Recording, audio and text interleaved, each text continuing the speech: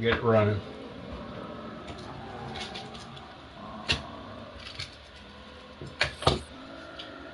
All right, let's go.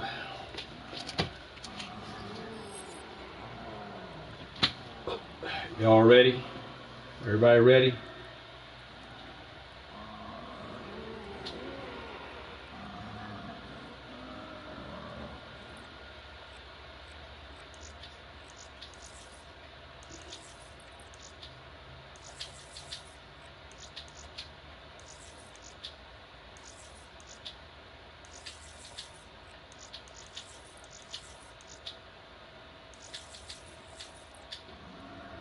All right.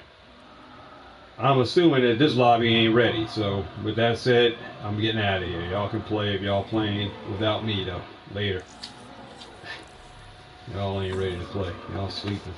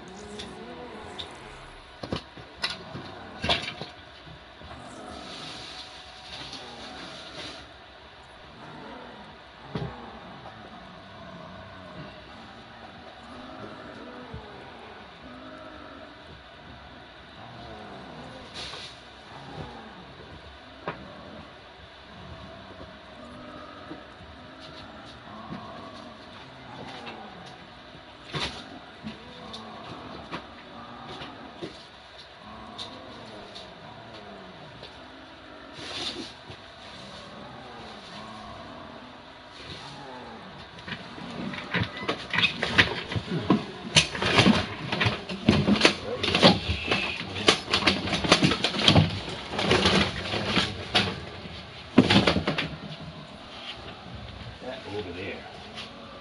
What's going on?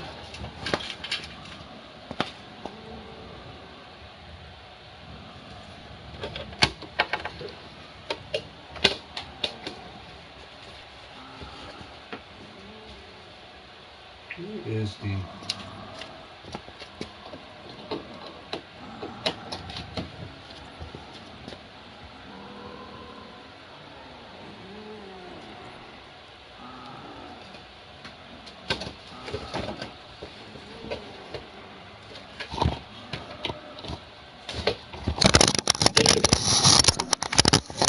Wait at... What's going on, Psycho?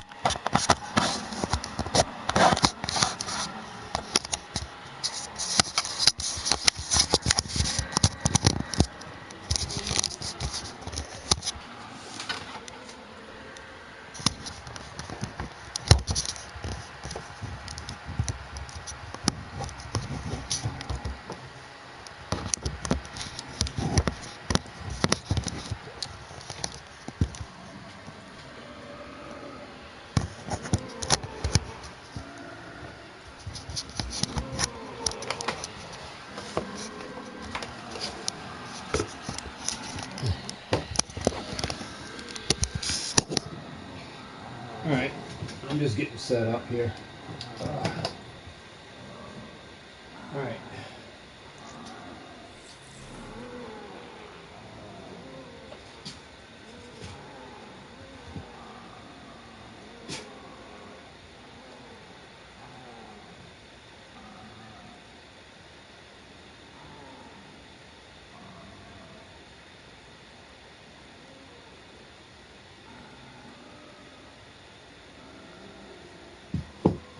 Alright, let's go, peoples.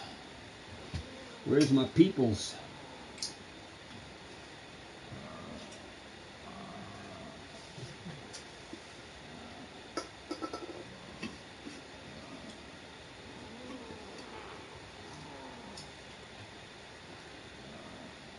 So this is like the second live tonight. There we go. We got somebody in. Got a mic, bro? 4 minute. The 4 minute soap man.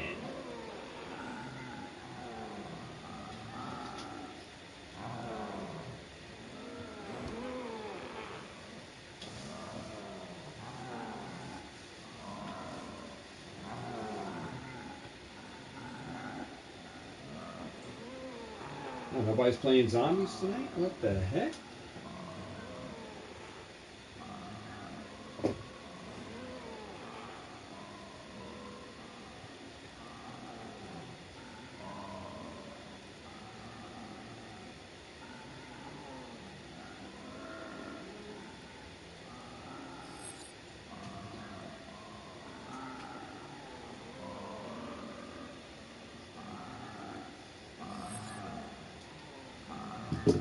You ready? Everybody ready tonight?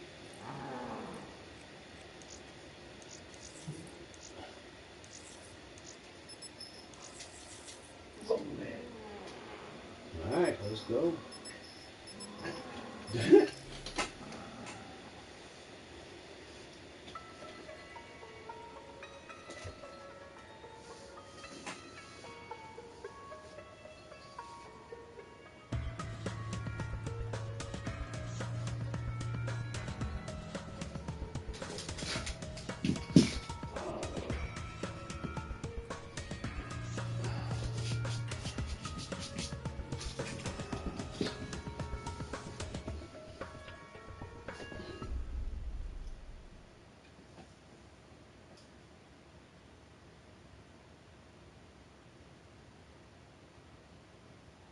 Alright, hopefully this loads right in.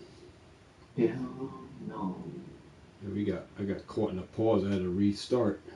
Now looks like we're loading right in.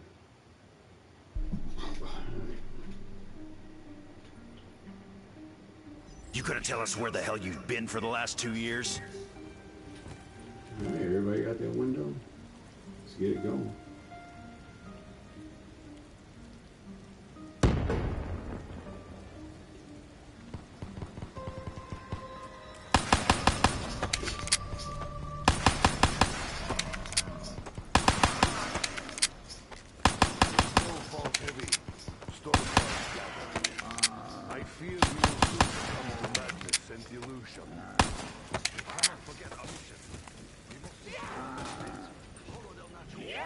I'm kidding.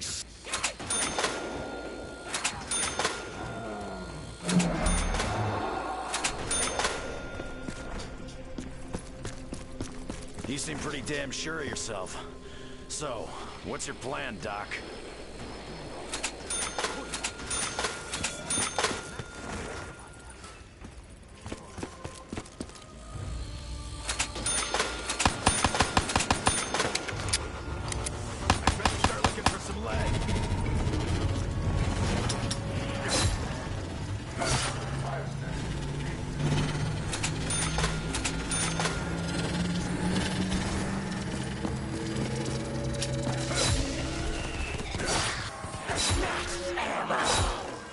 Free refill. Oh, yeah.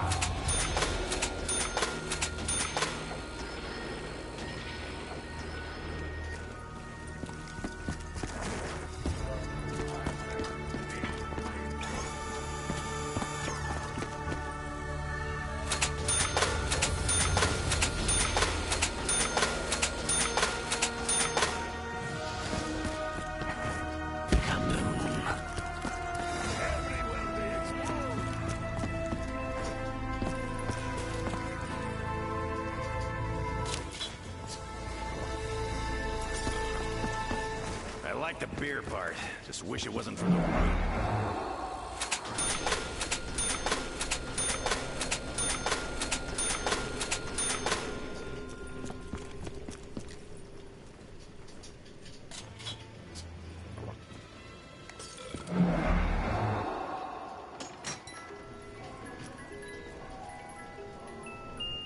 Not even gonna see where your death came from, Bone Jaws.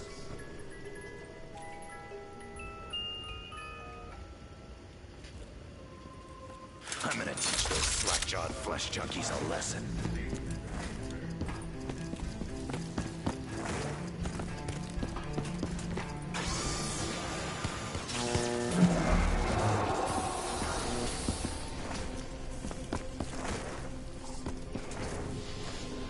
Double points!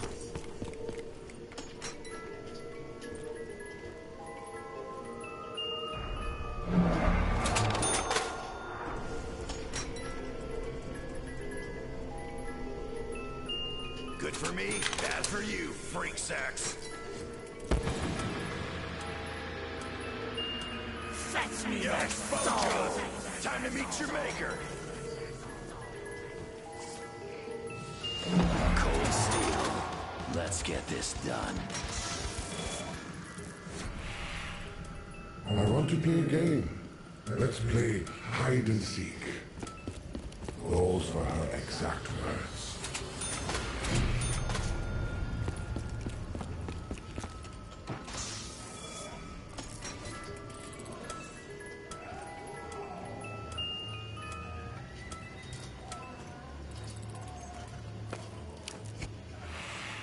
Where the hell does this thing keep 160 rounds? I can hear her. You found another one. There must be a purpose to this. First you take my money, now you fly away?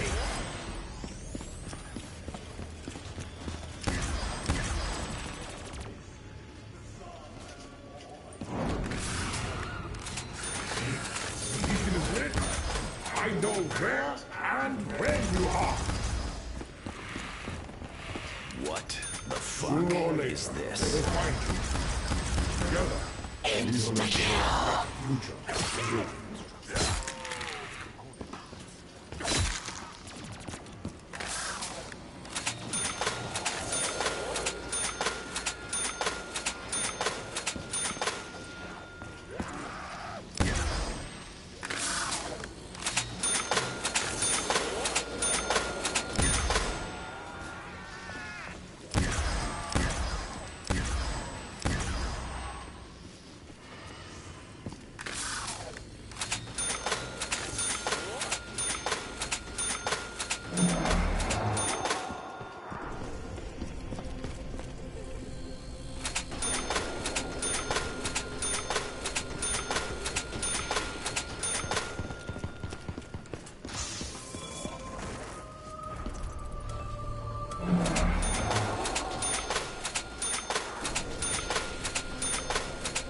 Trust you, Nikolai?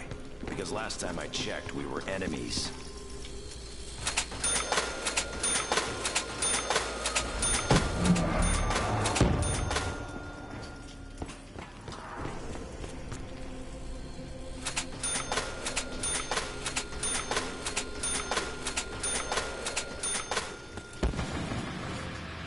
Fetch me their soul!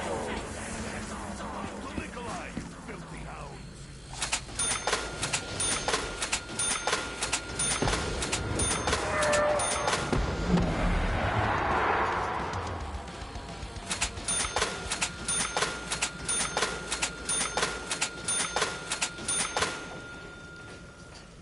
So, you gonna tell me what the fuck you were doing back there?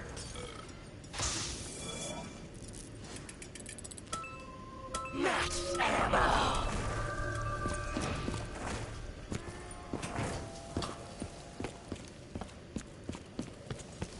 Damn knee biter! Let's boogie to the box, baby!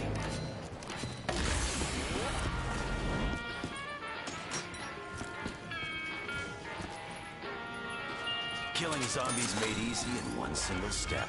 Batteries included.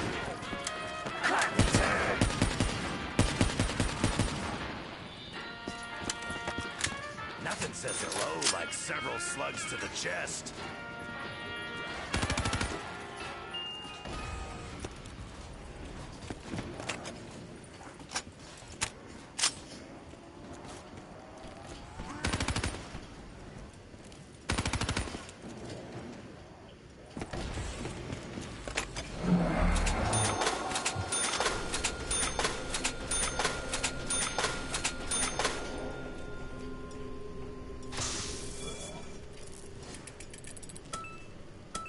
My mom always told me not to talk while chewing. She'd slap me in the mouth right now.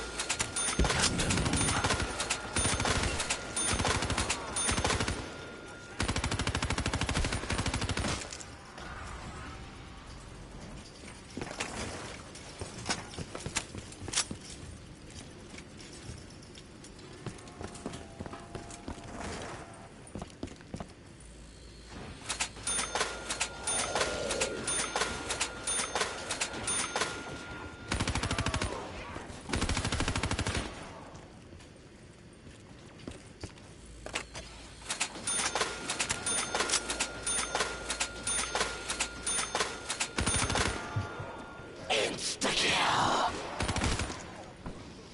Max ammo!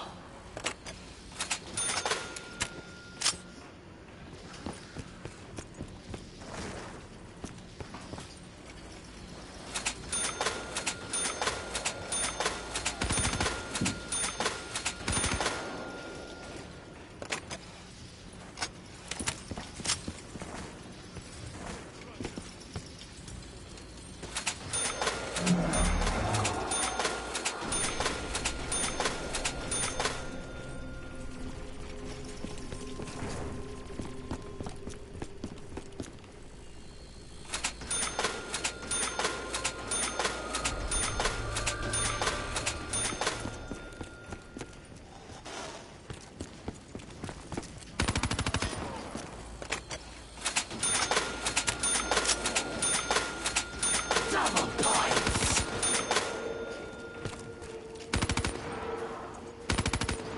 What's going on?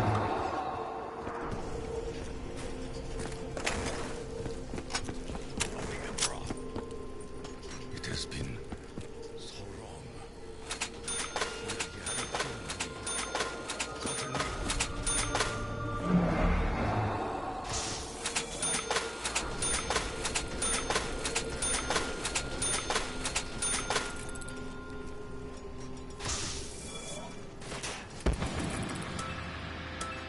Fetch me their souls! Yeah, your name shoot Caldog. starts up as pops up as question mark there. Pluto? Oh, Pluto?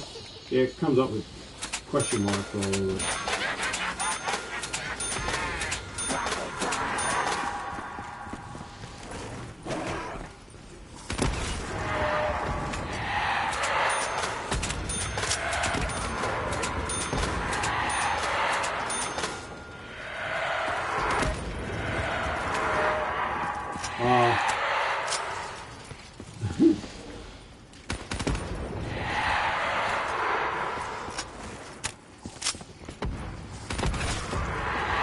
Yeah.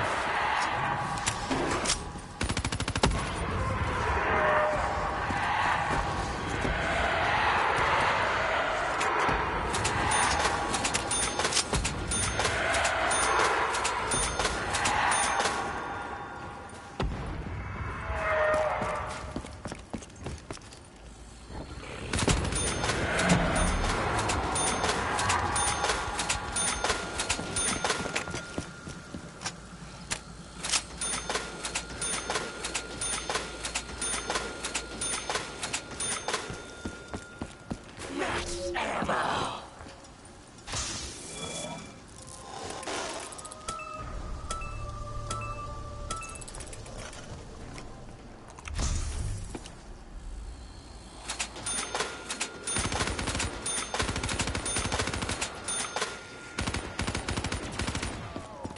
Insta-kill!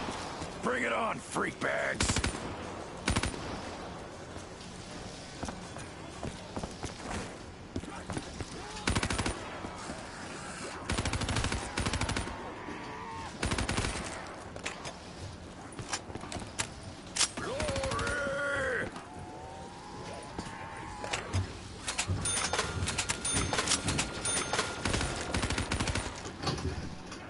What happened? She forgot the phone numbers to place in the wrong person. Well, I need to get in the car too.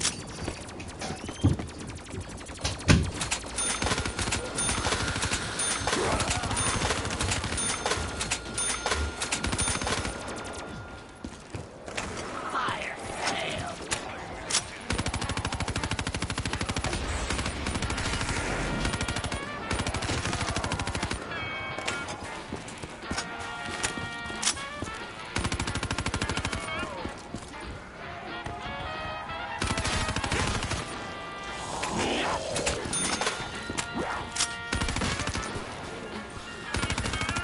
I got a Phoenix I'm up. gonna keep Hold on. chewing until it loses its flavor. About 20 seconds, I think. I was filtering right there. Got you, buddy.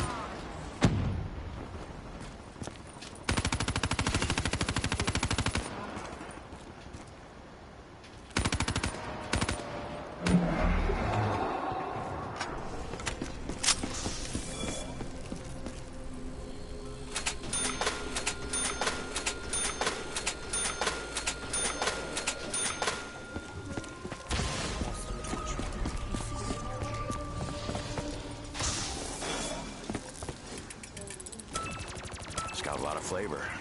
Pity it tastes like ass. Insta-kill.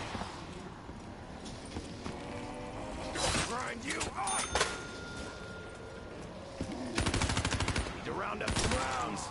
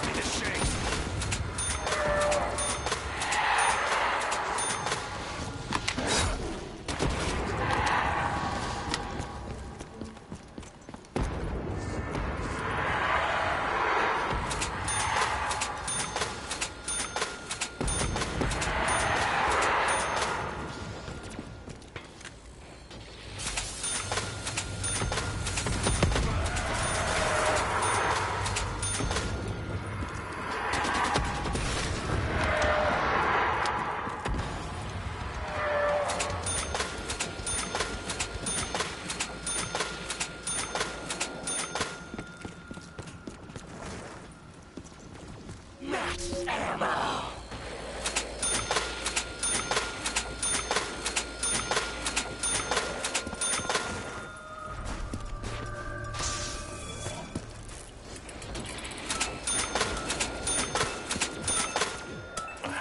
These taste a whole lot better than that baseball card gum.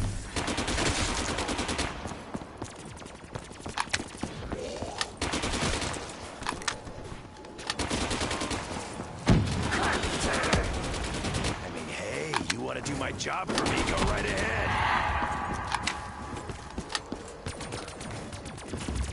I've always wondered about that little sign. What exactly are they trying to imply?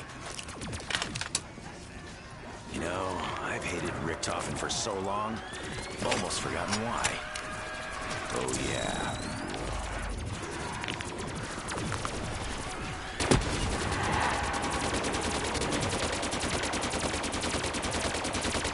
Fire fail. Good things come to those who wait. Next time, don't take so fucking long!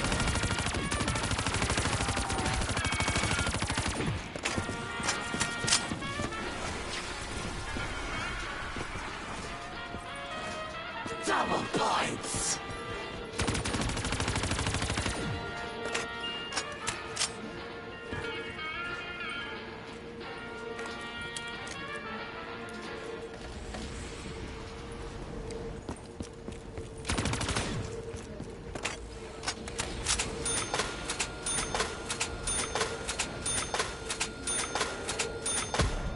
Wow.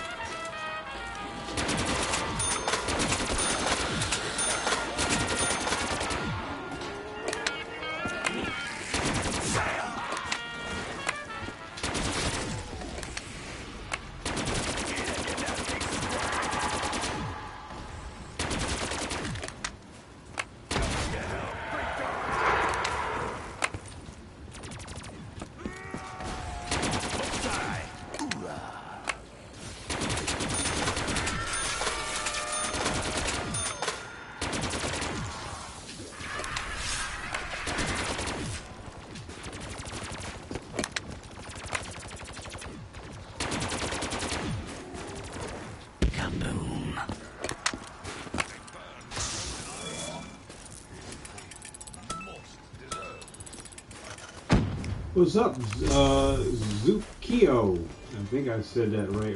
Zukio? Zukio?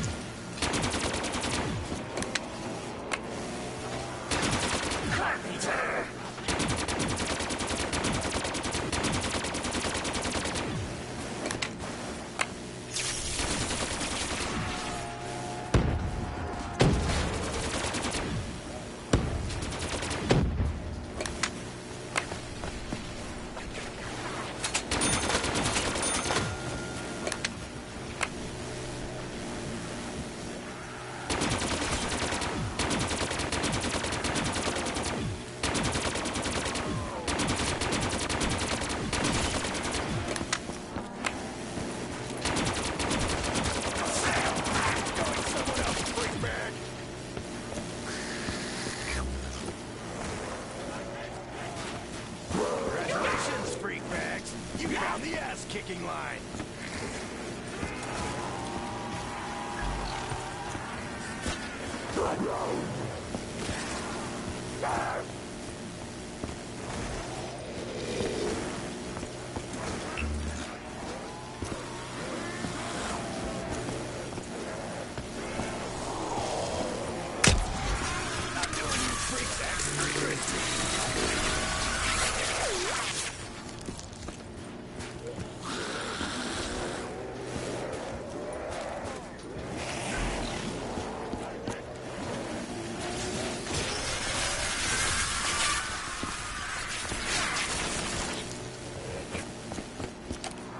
Some more ammo.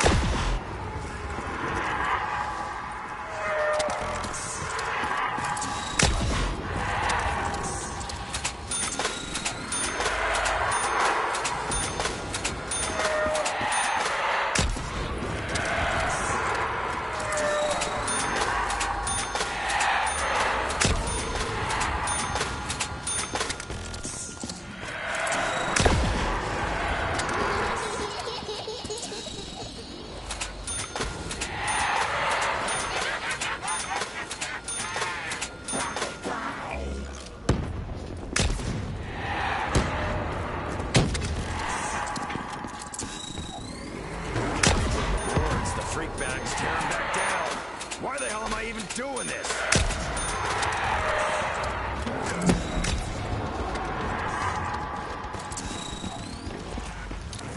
I gotta get some ammo before the bloodshed can continue.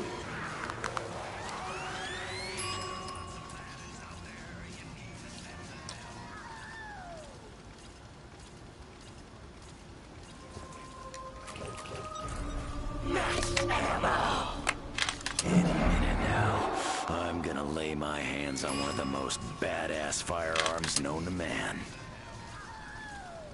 This machine's been everywhere I have. France, Brazil, even the damn moon. Why is that?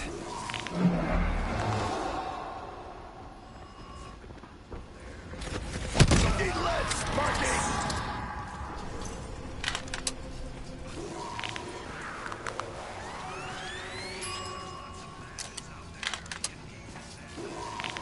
Stores to go.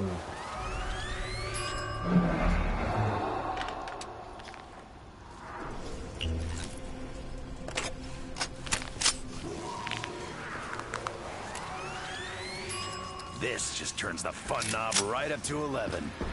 Fetch me their souls.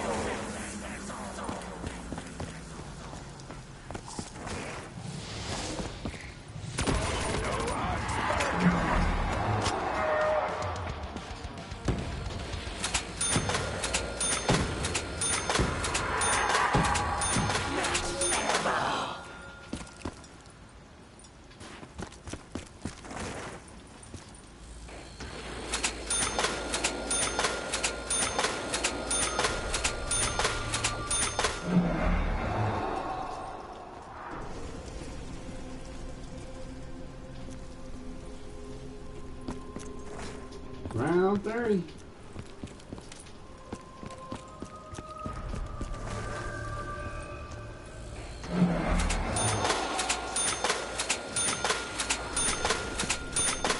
Let's get past 122.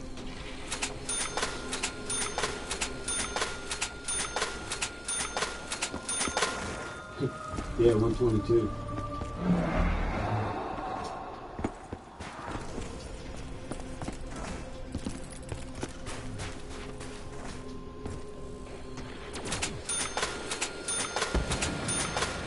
And there, you're going to need your money.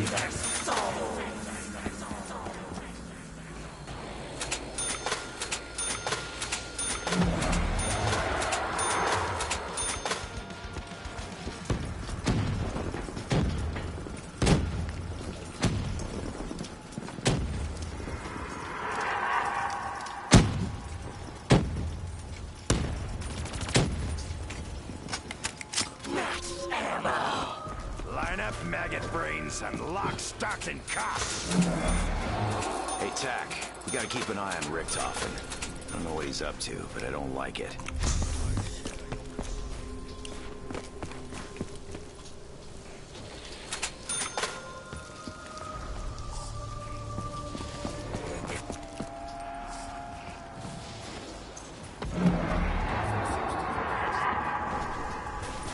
I'm not so sure about that. I think he's fucking delusional.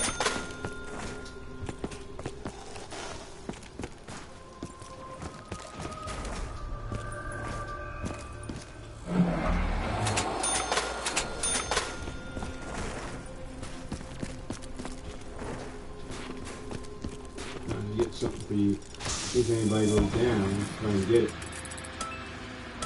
Fetch me their souls.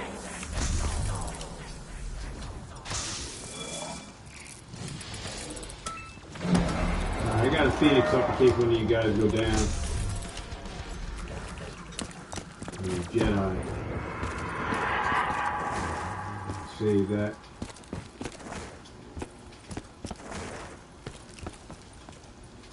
After France, I'm starting to believe that anything is possible. I got 223 of those things. Did you notice him doing something weird when we first got here?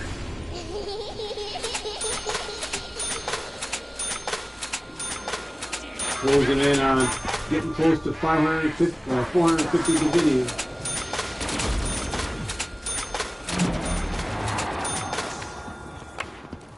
Right after he popped himself, when we were holding back the horde, Richtofen knelt down over the body.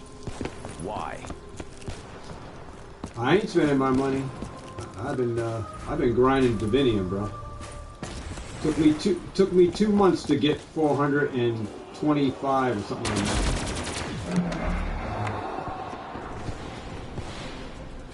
I'm spending money. I do what I gotta do, bro. I ain't worried about it.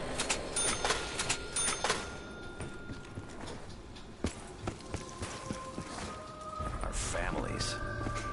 How many wives is it you've had, Yeah, Nikolai? yeah. I gotta be honest, I lost count.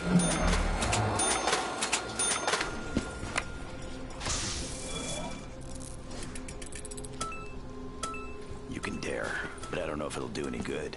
In my experience, his wishes hardly ever come true. Fetch me their souls.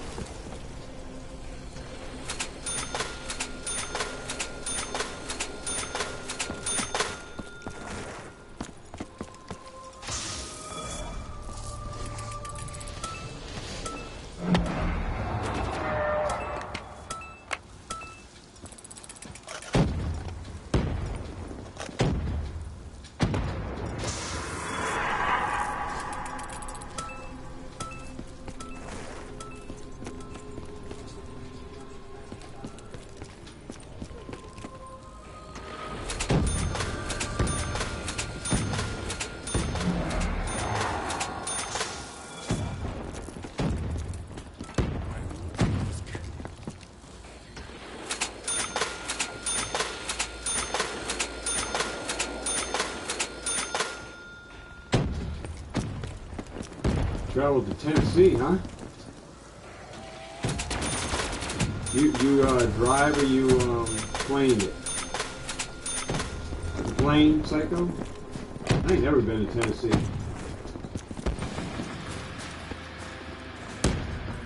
Fetch me their soul.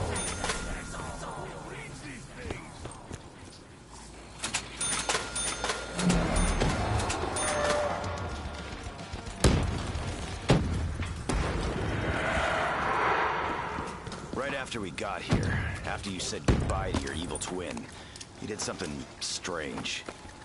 5 hours, huh?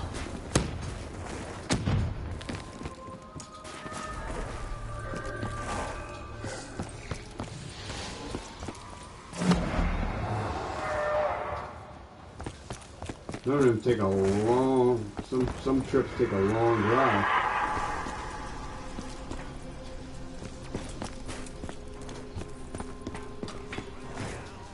Perhaps the songs are intended to hypnotize us, to pollute our mind with capitalist concepts.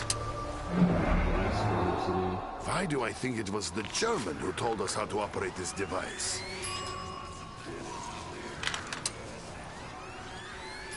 Somehow, I knew my patience would be suitably rewarded.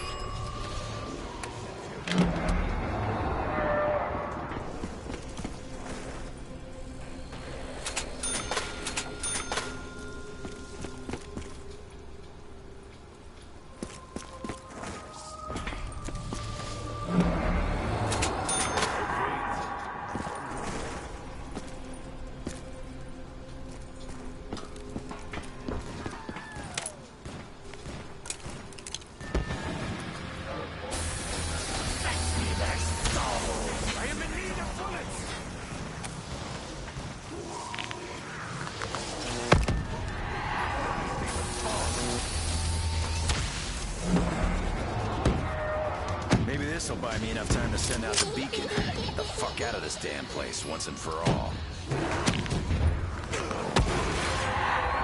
Now that's what I call a gun. Like there's any other name for it. Maybe this'll buy me enough time to send out the beacon. Get the fuck out of this damn place once and for all. Light ahead.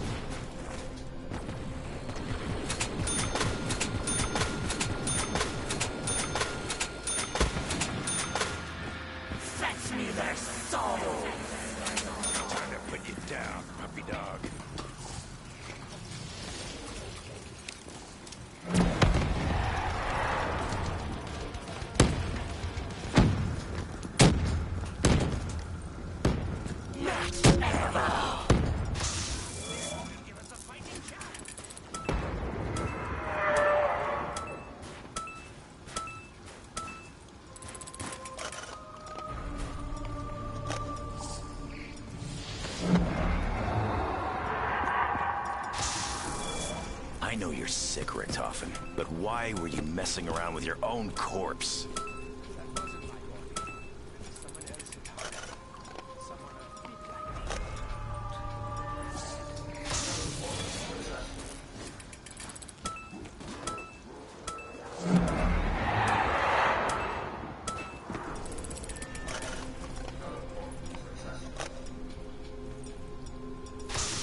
Oh, that was $32,000. I just spent $32,000 for that color.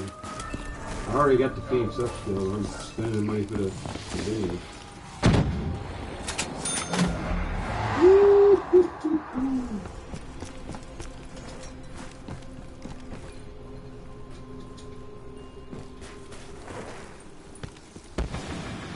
Hello, beautiful. Fetch me their soul. Bring on the dogs.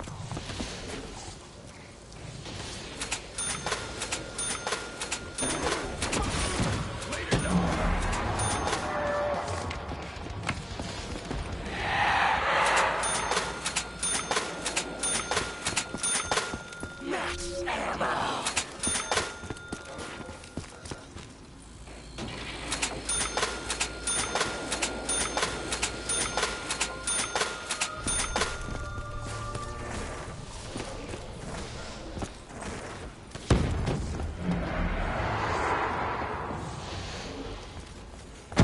We gotta piece it all together, Tech. Why the fuck did he come here? Again?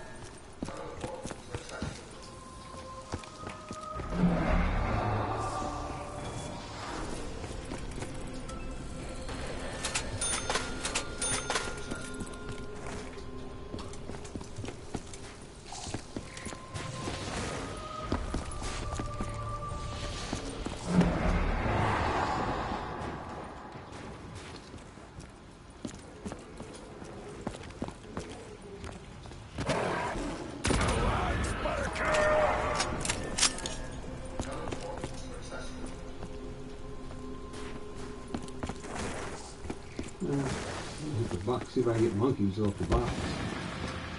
Fetch me their soul. Here they come. Show no Yeah, fear. I've got monkeys yet?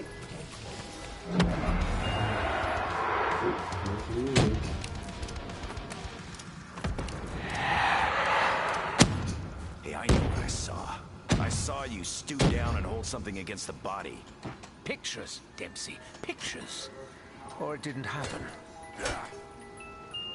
Yeah, got another Divinium.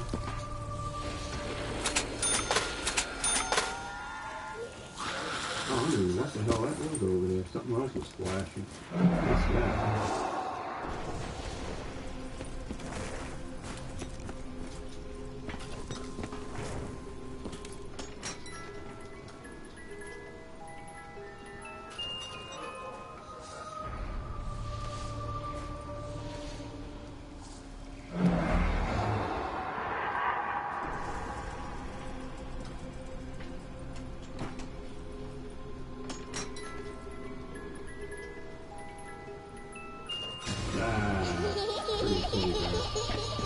Of course I got the damn teddy bear. Oh, who's skipping rounds?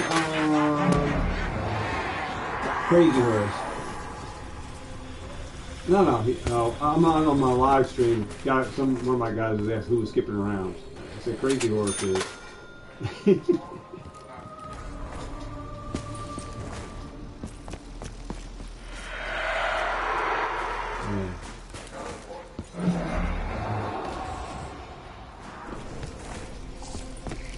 Yeah, I think I played with you before because you took me to 122. I think you were the one I played with before.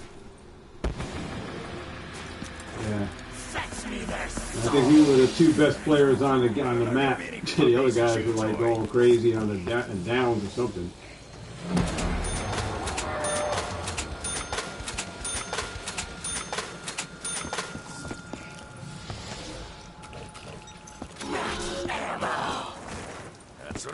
Yeah, that's what I'm doing. I got 425 stock right now. I got 13 in the game to 122 when I played with you. I got 13 out of that game.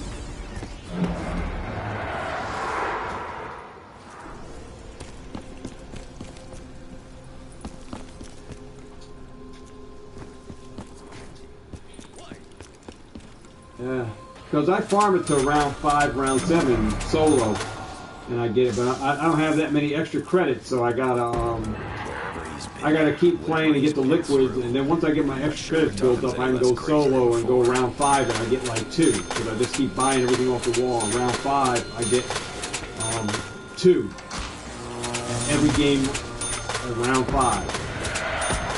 And then I just close out, start again, I go to round 5 again, I do it all over again. I get 2 Divinium on round 5 every game. But I use extra credits, I just keep buying, getting extra credits off the thing, from the gumball. I hit double points, get that money all saved, and I'll just keep buy all over the place. Yeah, I save a zombie and I do I do everything you can get money. I build windows to just keep it so that the money is important. Part of aspect of buying, so I gotta get everything, you know? So, in here the same thing, but you gotta buy the rain, you gotta buy your gobblegum big points. So buy to get the free one and then pay for the second one. So that's what I do. Once my money goes up again, I'll just go and then before the rounds start on the next one, I pay 16,000 for the next one. Damn, I need more Whoa, cash. that's 128,500 for that gobblegum for the next one if I was to buy that. That's way. So I'd rather hit the keep pack-a-punching the gun or buy the box, and just keep doing that till your money runs out to get the Divinium. You know, that's how you got to do that if you can't buy a gobblegum. Just keep pack-a-punching your gun.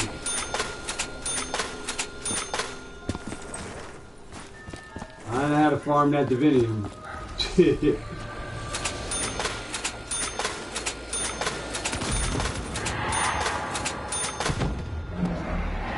Yeah, exactly. That's exactly a higher chance of getting one.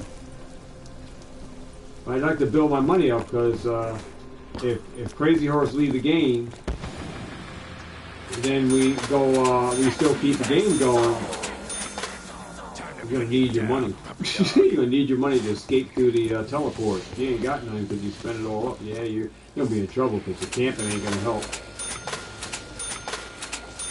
You're gonna have to go through the traps, go through the traps. If you ain't ready, you're in a whole lot of trouble.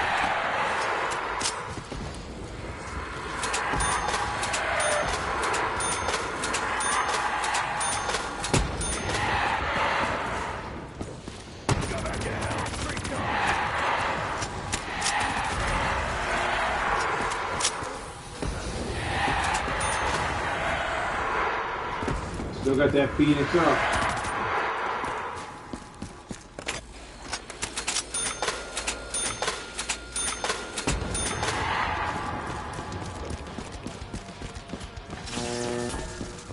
I've always wondered about that little sign. What exactly are they trying to imply?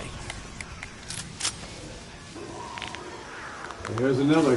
Just got another liquid pack This punching. just turns the fun knob right up to 11. No, I didn't get any monkeys. One of these days, Save a I'm gonna zombie, bust this everybody shit can wide hunt open down and the find box. out how it really works. We'll don't have them. I gotta figure out how to get these upgrades without having to lay out so much dough. Good things come to those who wait. Next time, don't take so fucking long! Good things come to those who wait. Next time, don't take so fucking long! Now that's what Just got another Divinium. Like there's any other name for it. Just cranking it out. Maybe this'll buy Just me got enough time another to one. send out the beacon. Holy cow, just got 3. Just got another one. Another one pop. Whoa, whoa, whoa, whoa, whoa. Get that damn dog out of here. I just got 4 Divinium. Pack-a-punching this gun 4 times. Holy crap. Another one. Just packed it. Got another. You see it on the screen, guys, right? It just I ain't crapping to you. You see it happening, they're popping up on the screen.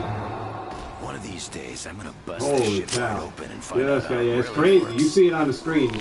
There's another one. Just got another one. I gotta figure out how to get these upgrades Yeah, without having that's to lay why out so I'm much packer dough. punching this gun, baby. Let's go. Maybe this'll buy me enough time to send out Yeah, the let's hit it one more time. fuck out of this damn place once and for all. Huh? Nothing on that one. This might Do it again. be a millionaire. I gotta figure out how to get these Hit upgrades it without again. having to lay out so much dough. Good things come to those who wait. Alright, Next you do it time, again. don't take so fucking long. This just turns the fun Alright. knob right up to 11. Hey, it's got like 5. It's crazy right there. Alright, now save the money up again. Till it gets built up again.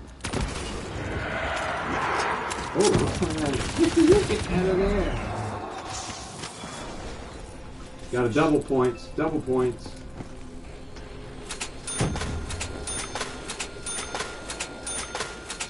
Double points. Double points. Double points.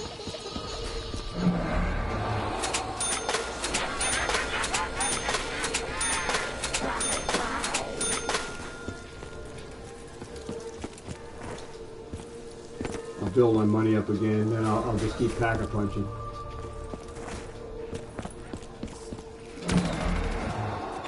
Fire sale. Big chance to get monkeys now. You know, hit that box. You go down, I got you.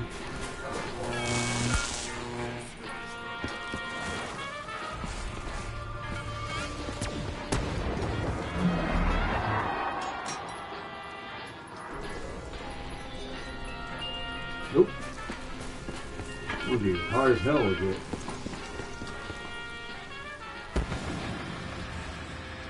Fetch me their soul.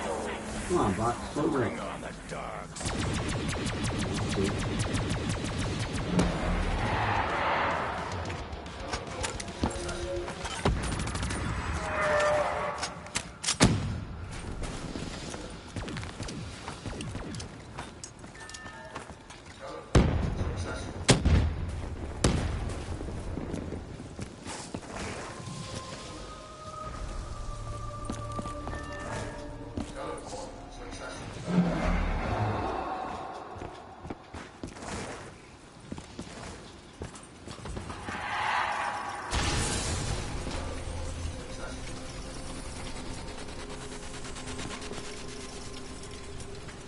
Hey, you're going through those teleports too, huh? I'm doing the same. I know the exact same thing, bro. Spending that money up. I know what you're doing.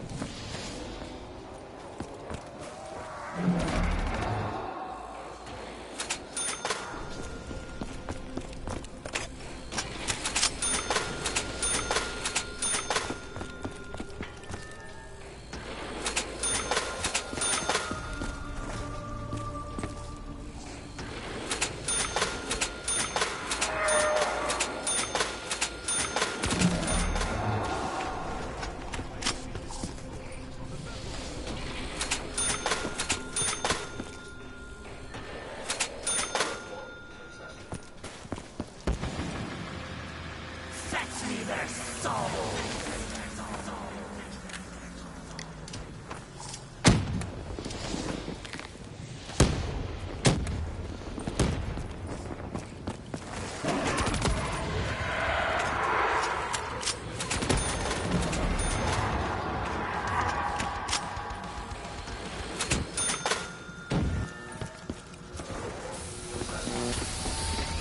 You know, I'm kind of hopeful that this Richtofen's gonna turn out better than the last one.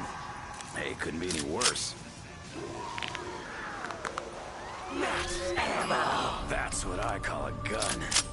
Like there's any other name for it. One of these days, I'm gonna bust this shit wide open and find out how it really works. Maybe this'll buy me enough time to send out the beacon. Get the fuck out of this damn place once and for all. This just turns the fun knob right up to 11.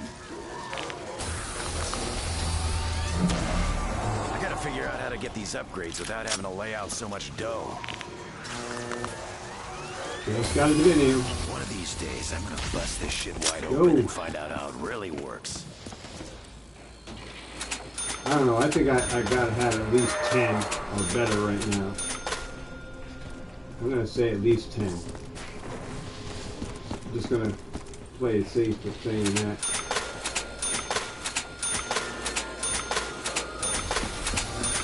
Probably more than that, but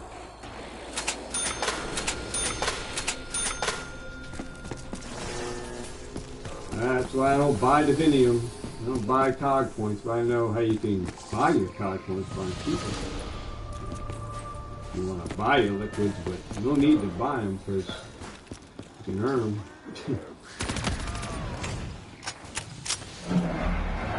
And get your perks crazy.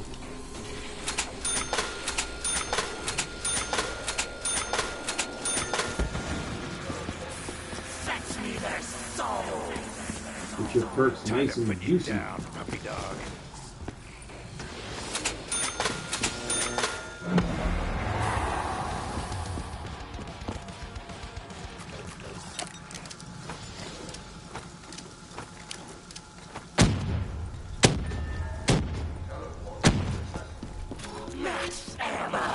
Max ammo, max killing.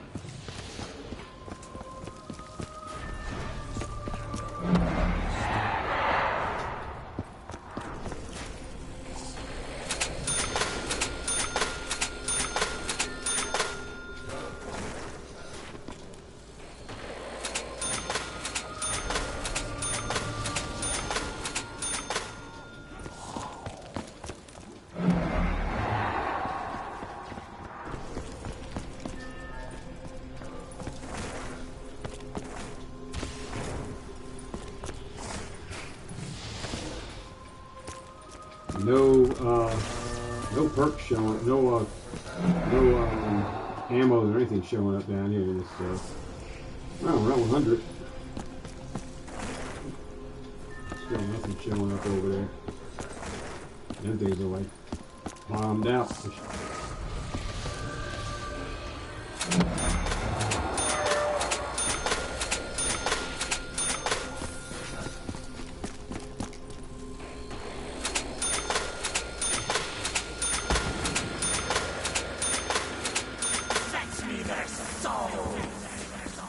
Hear that? Hell dogs.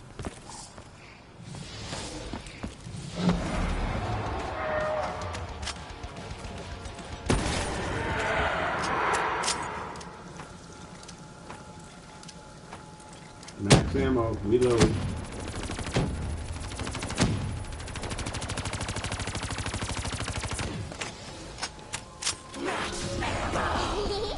Who's ready for a fresh round of bullets?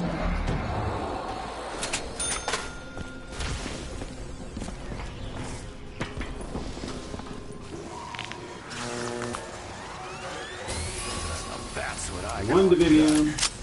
Like there's any other name for it. Good things come to those who wait. Next time, don't take so fucking long. This just turns the fun knob right up to 11. Good things come to those who wait. Next time, don't take so fucking long. I gotta figure out how to get these upgrades without having to lay out so much dough. Maybe this'll buy me enough time to send out the beacon. Get the fuck out of this damn place once and for all. That's what I call a gun. Like there's any other name for it.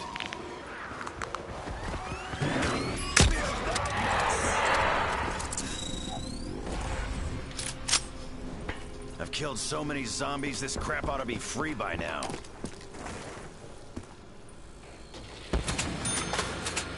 Fetch me their souls!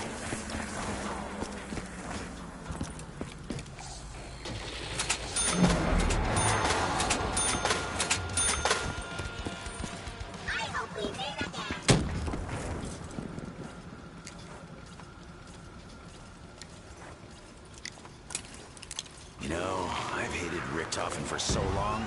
Got another Almost video. forgotten why. Go, baby. Oh yeah. Money up again.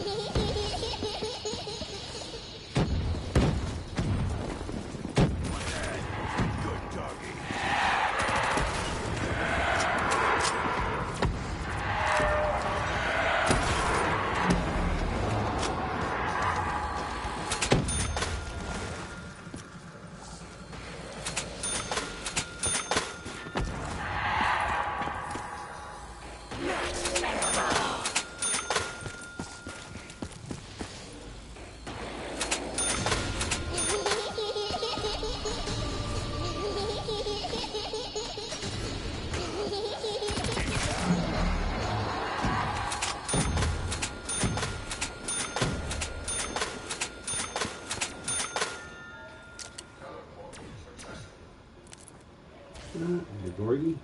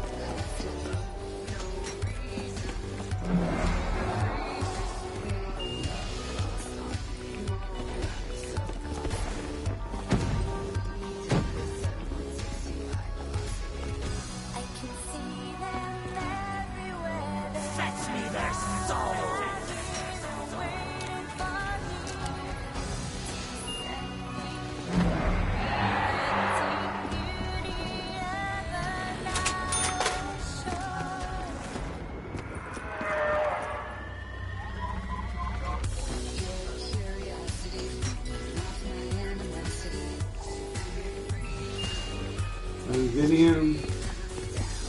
This box.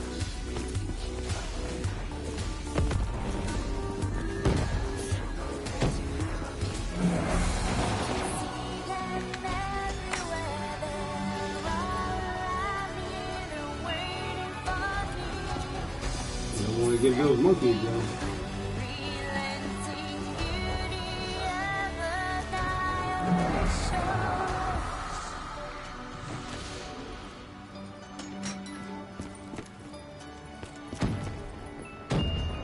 Oh, there's my gun. Night, night, zombies. Time to die.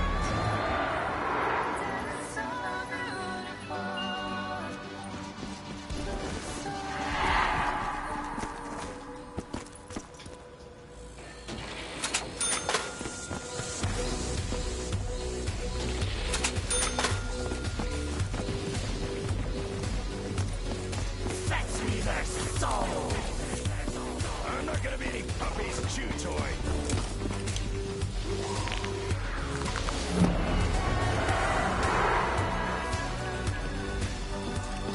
One of these days, I'm gonna bust this shit wide open and find out how it really works.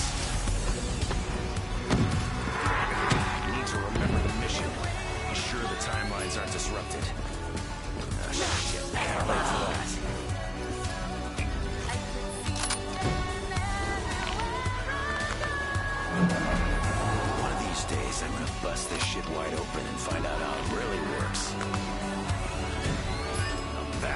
I call a gun. Like there's any other name for it. This just turns the fun knob right up to 11.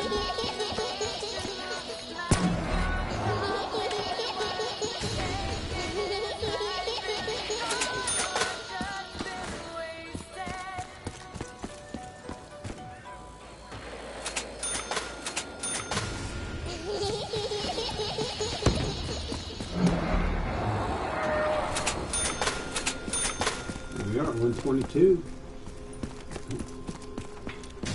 You're right, 122. Always wondered about that little sign. What exactly are they trying to imply?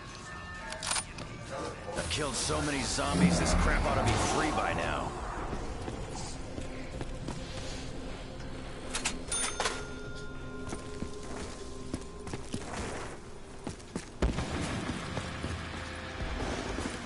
Fetch me their soul! Time to put you down, puppy dog.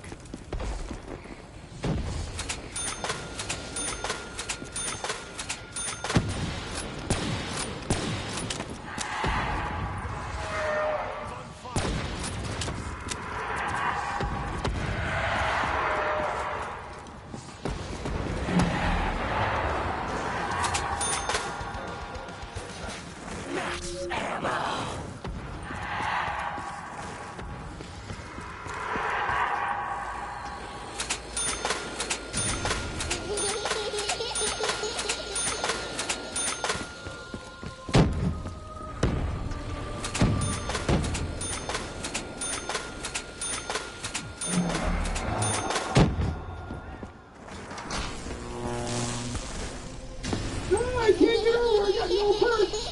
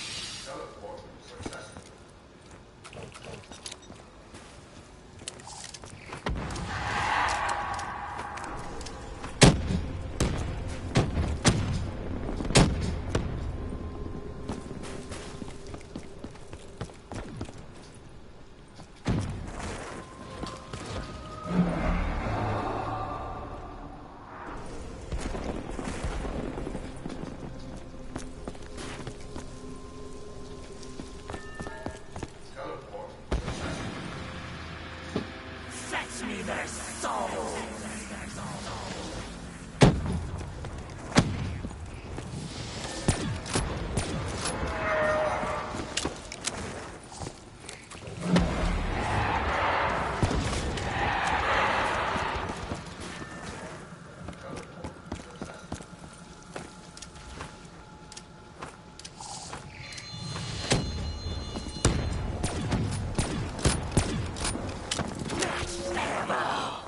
Free refill. Oh, yeah!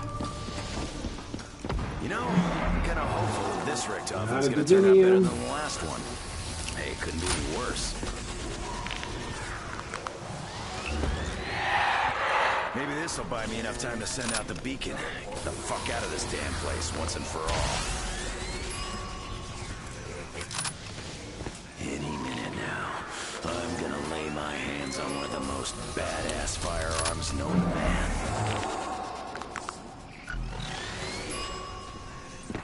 Good things come to those who wait. Next time, don't take so fucking long! I gotta figure out how to get these upgrades without having to lay out so much dough.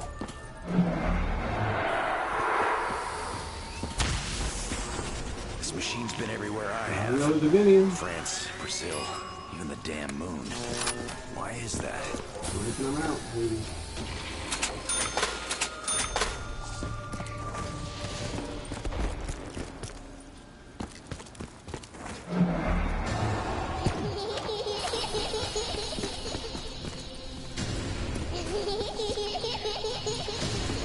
One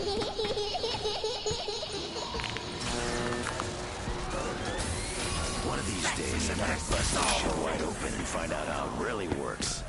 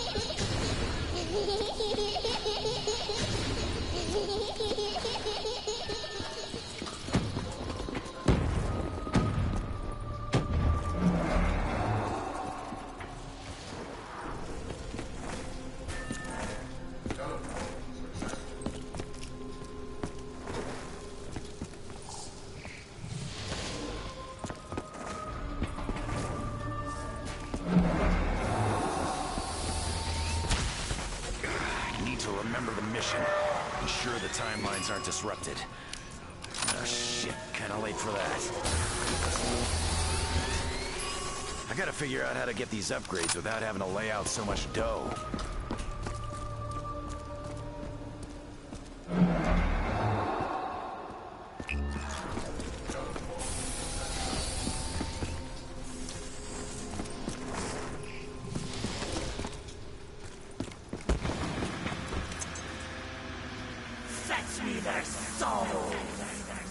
I'm not gonna be any puppy's chew toy.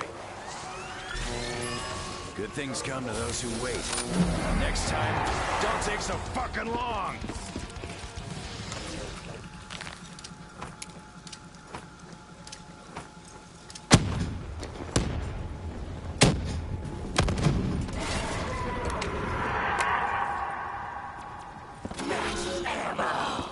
Who's ready for a fresh round of bullets?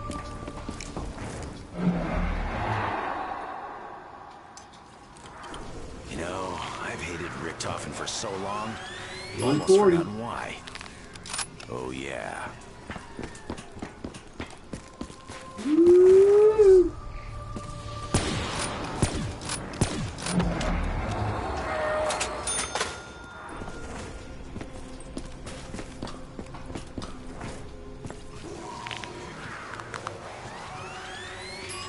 This just turns the fun knob right up to 11. Oh, we got crazy today.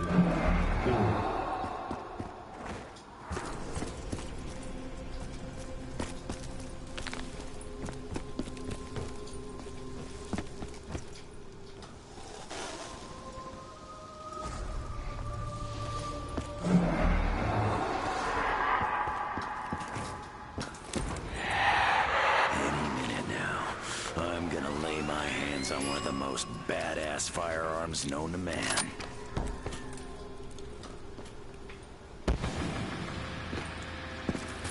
Fetch me their soul!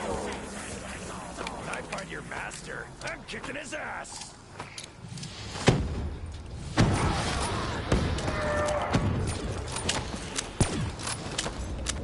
Boom! Later, dog.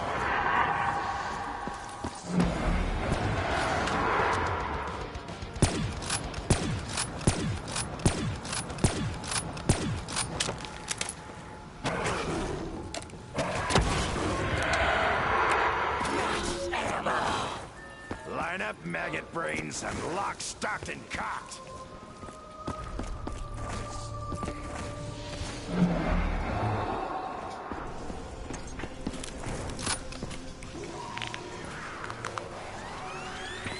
Now that's what I call a gun. Like there's any other name for it. Maybe this'll buy me enough time to send out the beacon. Get the fuck out of this damn place once and for all. 146.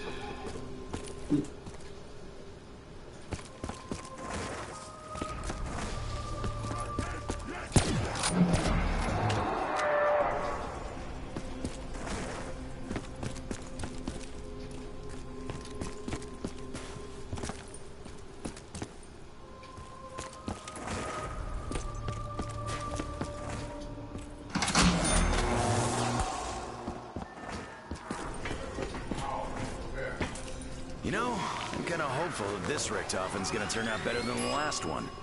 Hey, it couldn't be any worse. Fetch me their soul! Bring on the dogs!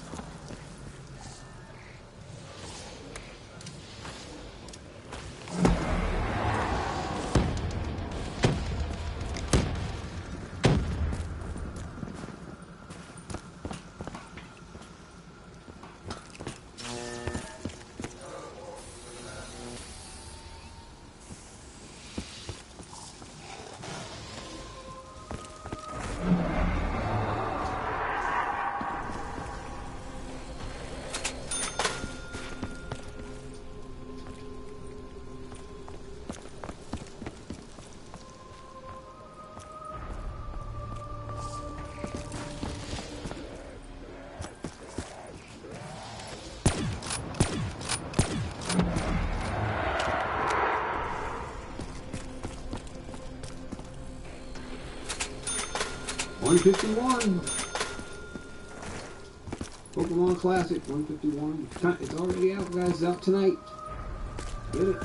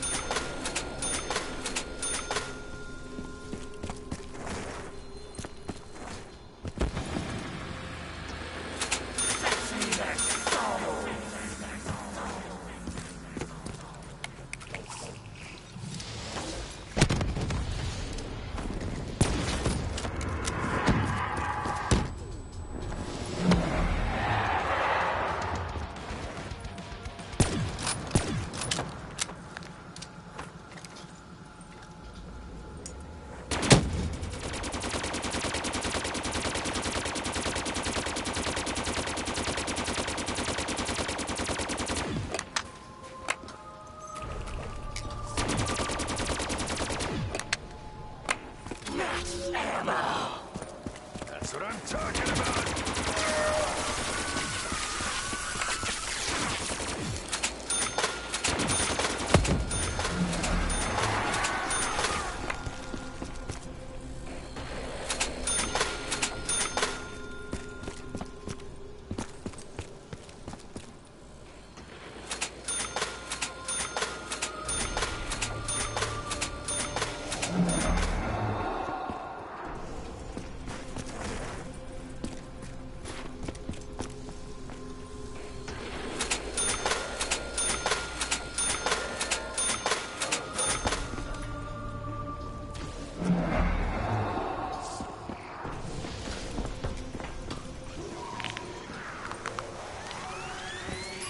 This just turns the fun knob right up to 11.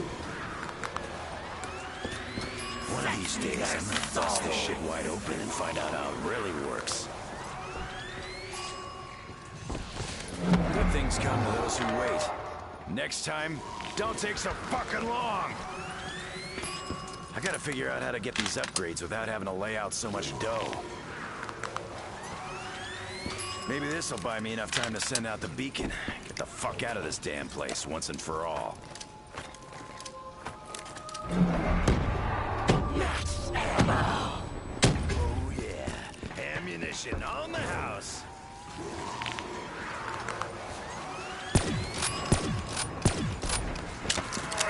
That's what I call a gun. Like there's any other name for it.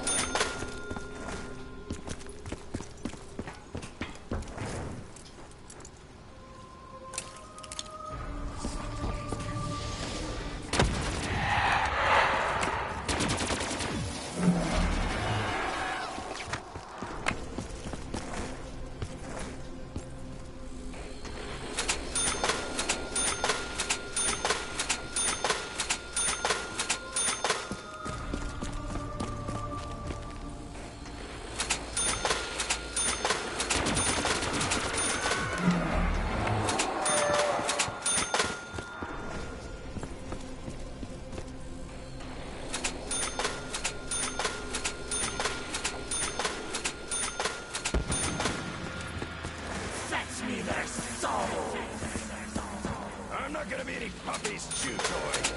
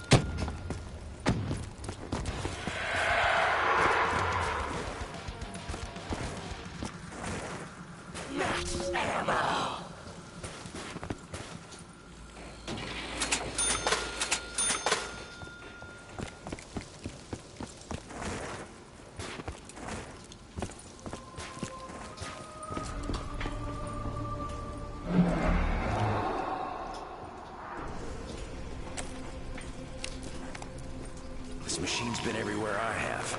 France, Brazil, even the damn moon. Why is that? This just turns the fun knob right up to 11.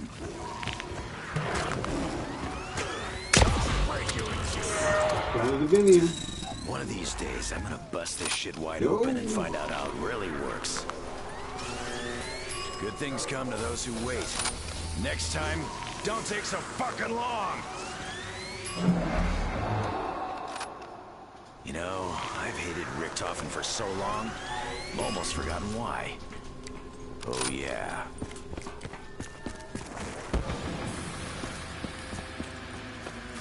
Fetch me their soul! Hear that? Hell dogs.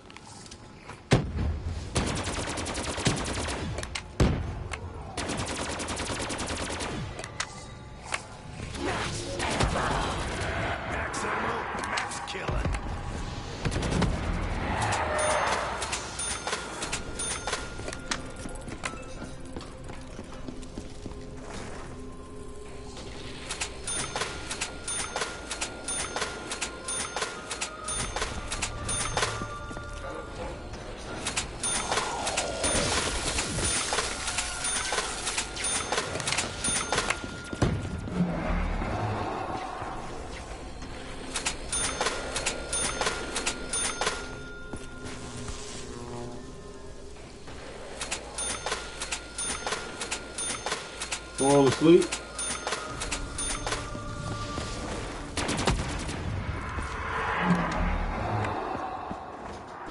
Yeah, maybe I could.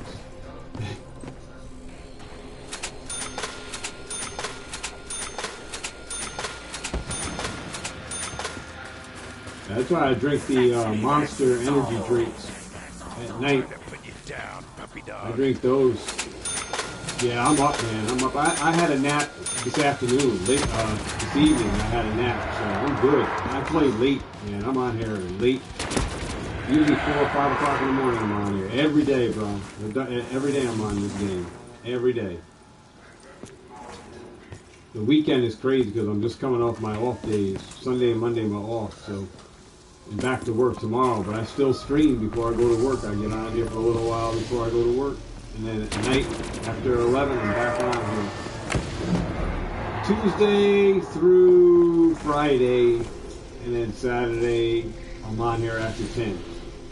But every day, Tuesday through Friday, I'm here. YouTube, I stream live. Sometimes they get copyright because we'll play a song, like we'll play a Samantha song. That might get me a claim, and I just got to delete the video. But sometimes it don't get deleted, you know, don't get a claim, a copyright claim. So I play non-copyright music. If I play any background music, I play non. Just be high rounds. That's it. I'll just kill and chill.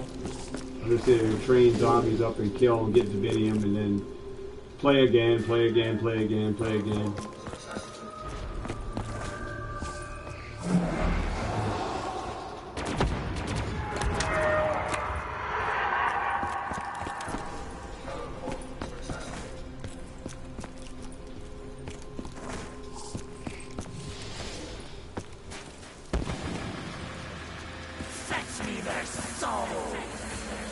Bring on the dogs.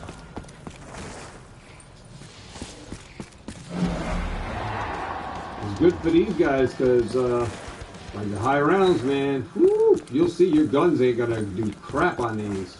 These on you better be running and going through that teleporter because they get so strong. You have to learn how to train. No, I should be able to train pretty good. I got the Wonder Waffle. Yeah, for the guys that are not used to this, the round doesn't matter. It's if you go past 50, you should be able to go into the higher rounds because there'll be more zombies, but you'll know how to handle them.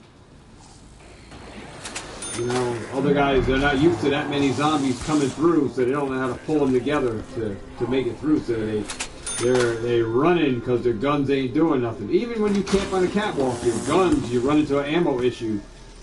You have to bail out through the trap, and you got to have money. And sometimes you'll have to switch your gun to buy a different gun, and then come back to buy that gun again. Yeah, and if you're not used to this stuff, then if you're not used to changing your gun out and try to save a zombie and all that in the higher rounds so people can get their stuff back, yeah, it can be a big catastrophe. I'm used to all of that, so I know what happens.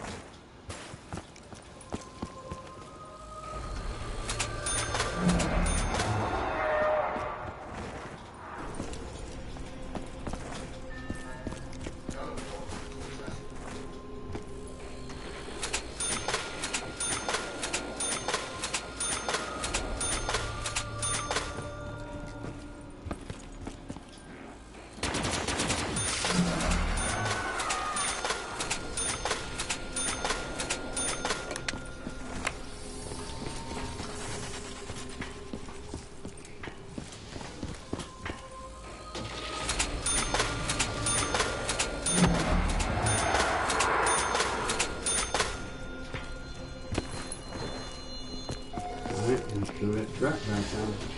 There's this guy way over here.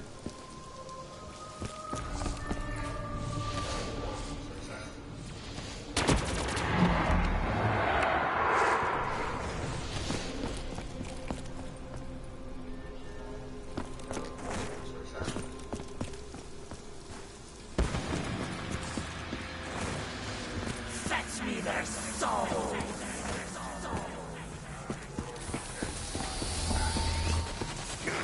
To remember the mission. Ensure the timelines aren't disrupted. Oh shit, kinda late for that.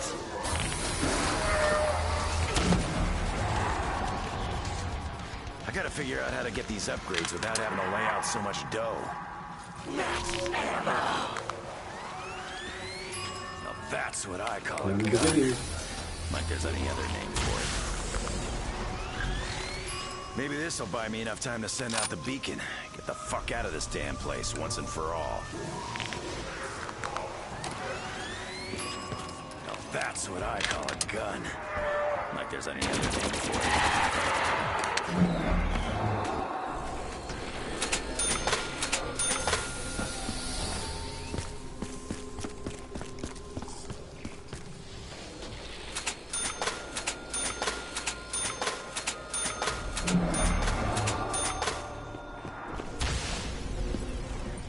I'm going through these rounds super fast, only because you got the round robins. Other than that, if you go play it, try to play the rounds through, man, it could take an hour to get through, or half an hour to get through and kill these zombies all.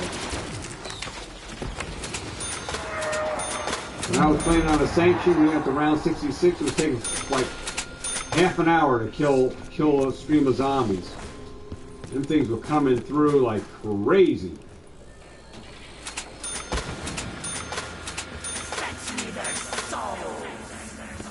Yeah, bouncing betties and everything.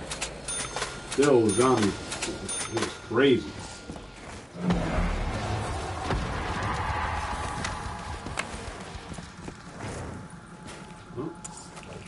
Oh, these monkeys out.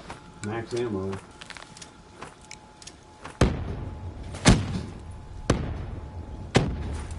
Max ammo. That's what I'm talking about. Should hit the box here and try to get monkeys myself. Box way over there.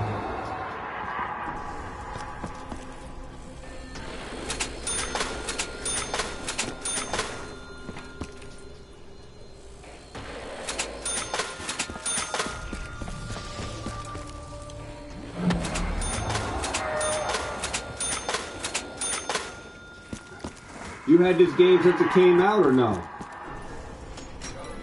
Yeah. So you got everything on here. You got the season pass. You got all the maps. Yeah. Which is your favorite? What's your favorite map? Okay. Yeah. And garage. Yeah. Yeah. You got to have a team to play those. Or just go through the rounds and just go, you know what I mean? If you don't have a team, then to do all that stuff, you got to have certain gobblegums on to complete some of this stuff. And you got to have the right people in order to do it. You just got to do it. Yeah, otherwise, it's crazy. It's crazy. Fetch me their soul. Yeah, but those are fun maps to play. You know, I don't like Shadows. I never did, even when it first came out. Shadows is the only map that I really don't care for. I like Knock. I like Shangri-La. Shangri-La is not the. I could say that's probably the second map that I don't like the most. You know. I just like certain maps because they're of the playability, the fun factor of going around. You don't have to do a lot of stuff to get things done in a time manner. And they're not maps that you know, challenges and stuff and Easter eggs are not for everybody. You got to have the right, like I said, you got to have the right few people because not everybody knows how to get them done. It's hunting season. So you could be on it with a team of playing, and one guy got to do the step. I know on like Black Ops 4, everybody has to do for the boss fight. Everybody has to do their completion. Like if you don't, you got one person that's stuck and can't do it and can't get it, you could be on that map for a long time playing because you're playing with a guy who don't know how to do the steps. And he's trying to complete his challenge before you can move. And everybody else does it, but if he mess up, you got to all do it all over again. So you could be hindered by one person holding up progress and be on there for hours because one person who don't know how to do it or can't do it or whatever. Huh? Yeah. Yep. Yeah. Yeah, certain ones I haven't been to, the boss fights. But I completed Revelations. I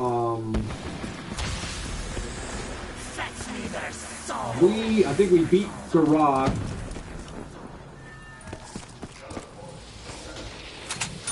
I like all those flying robots and stuff on it. I think on Garage. The giant, that's the one with the giants, right? The dragons or whatever, right?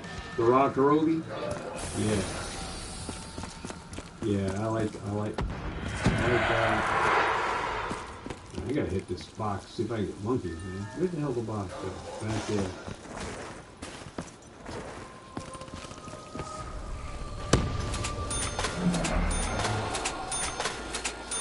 I must be armed.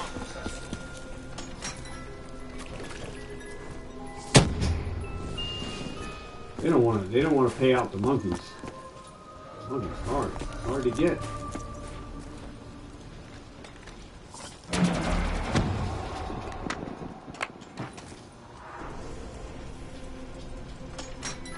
There, got a Divinium again.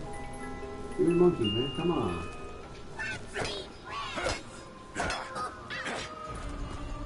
Everybody who don't have monkeys should be hitting this box, trying to get them. If you don't have monkeys, you should be trying to get them. Damn.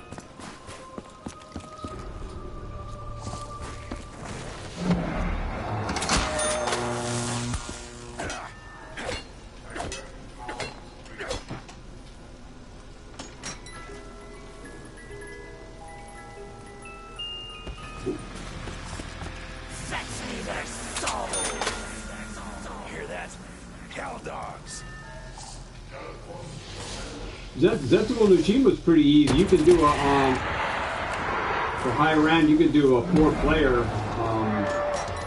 without the gobble. Well, you don't have to have the gobble. You just have wall power. Wall power RK5. Wall power Shiva. You laughing at me? And you 2 people at each window. Just keep firing at the window with 2 windows. 2 people holding the windows down. Each window. RK5 window and the Shiva window. But you gotta have wall power of both of those guns. And you want to speed up the process. Skipping around, you put round robins, raindrops, and all that stuff on. Fatal contract and gobble guns. To keep skipping through the rounds.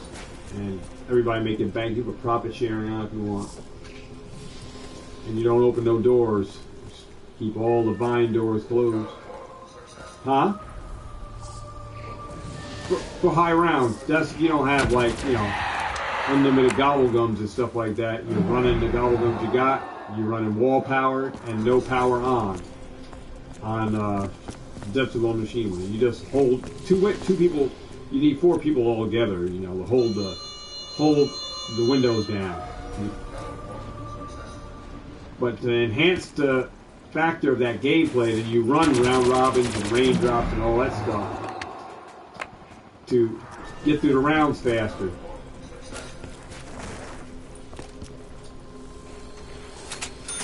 And that's high rounds with no power on. You don't have to worry about the lava burst monster.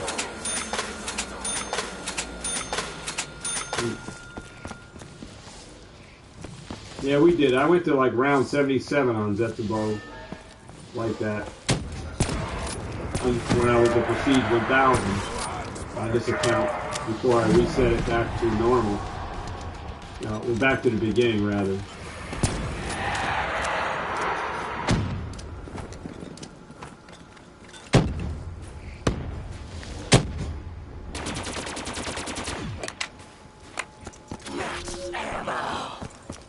Where is that? Box in the back, right? Box in the back? Yeah.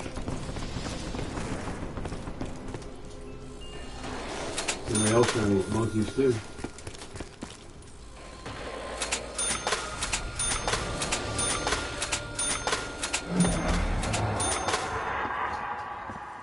Monkeys. Got a Divinium. Oh, come on.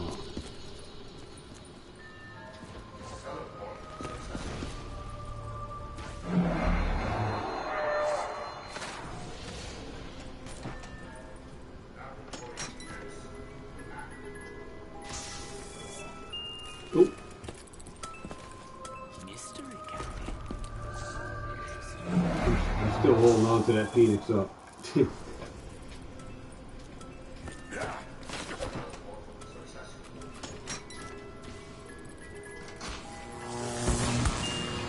Come on, monkeys. Fetch me their soul. Time to put you down, puppy dog.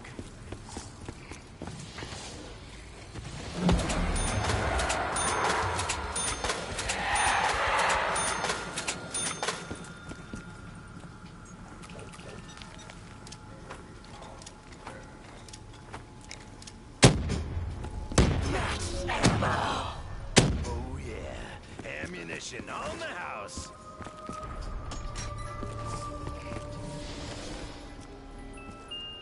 Oop.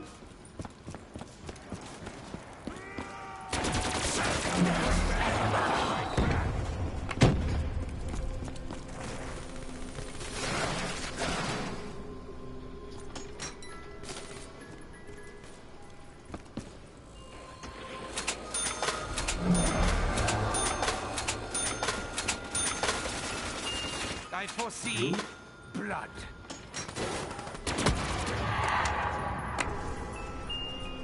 They keep putting the same gun in the box, the damn breckie.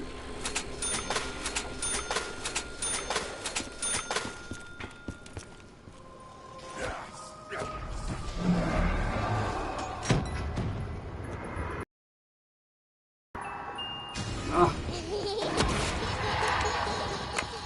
I'm really getting sick of this.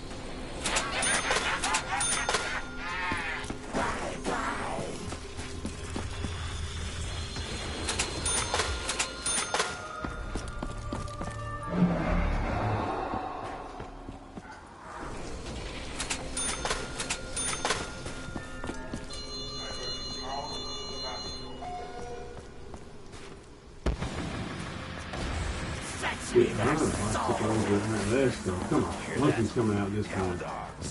They're coming. Monkeys, monkeys, monkeys, monkeys. They're coming.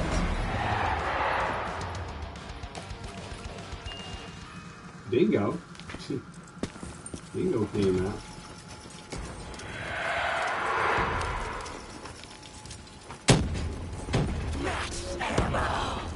Max ammo, max killing.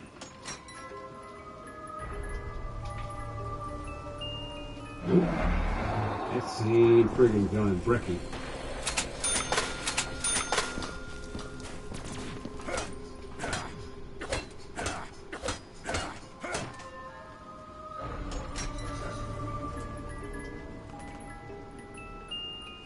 Dingo again. It's crazy.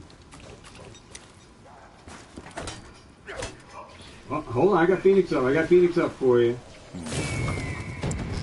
This is better than some of those sodas.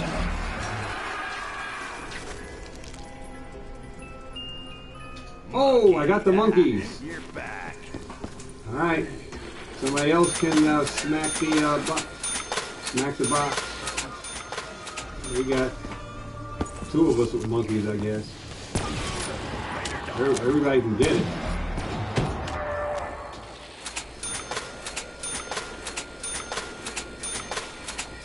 Yeah, I have it. I have it. I have it. I have it. I think the other guy used his. His went through, so two of us got it. So the other guy used his. So I have mine still.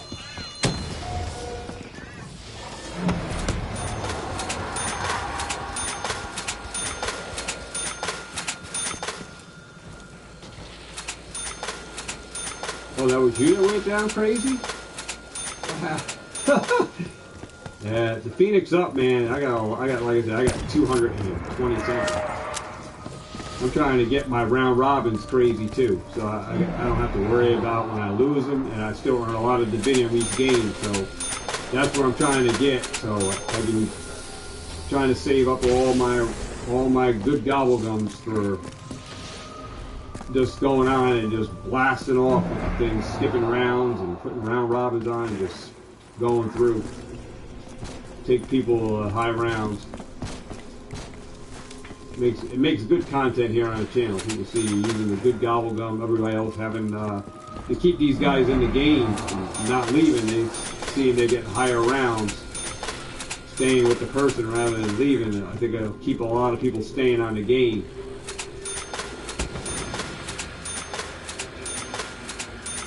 Yeah. So. Because it's so negative on here. So many people just leave the game. It's just crazy. I have a hard time finding people to play with. that stay in the game that want to go high rounds and want to earn a divinium. So I'm trying to get my divinium straight. I lost so many good stuff playing with people that kept leaving the games and stuff where I lost a lot of good gobblegum. But I lost them on low rounds.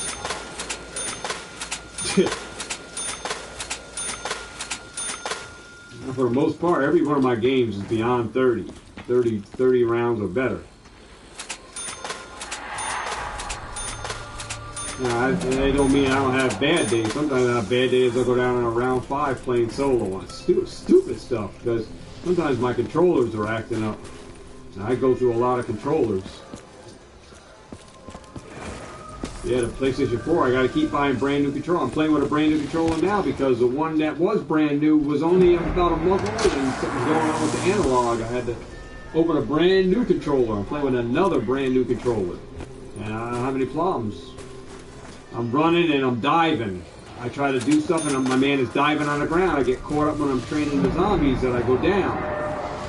This controller is good now, and then it starts messing up. I got to get rid of it. So now I got to buy another backup controller.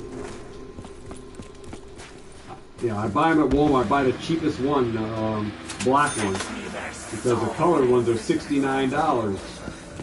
The black ones are $59. So I just buy them. They're just not making them quality anymore. They're just rebuilding them and making them cheap. Parts they rebuild on and are cheap and they just wear out again fast.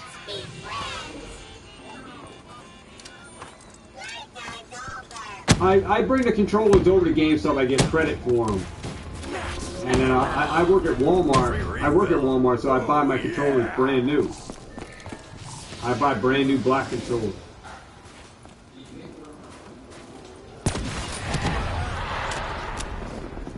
Yeah, I trade in the controllers, but they give you like only $6 for them now. They used to give you like $15.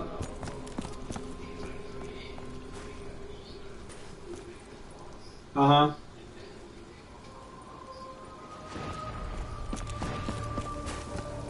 You guys just wanted an easy way out, right? Oh, yeah, maybe I should probably buy one from GameStop and put an insurance on it. Yeah.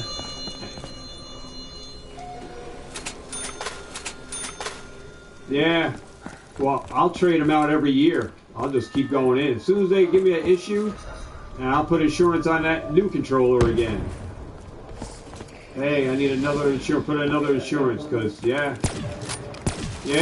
but it was just because I get them from Walmart. Yeah, I wasn't even thinking about that. Oh, I got a Phoenix up. I got you. Hold on. My mom always told me not to talk about you. All right, I got to get another Phoenix up. Whoever that was, I don't even know who it was. I gotta get another Phoenix up. I gotta go through the gobblegum. Yeah, I gotta get another Phoenix up. I'm shooting for another one. Bring on the dogs.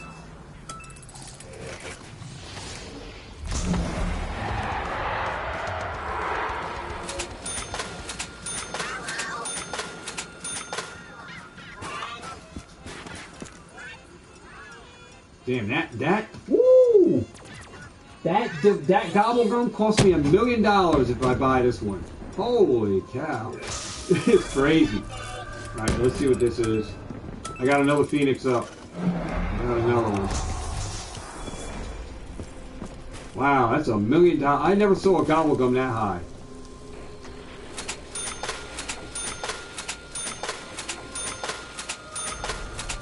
Yeah, that's why you got to go to pack-a-punch. Yeah, I see. Good God.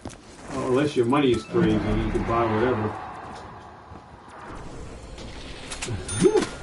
That is crazy.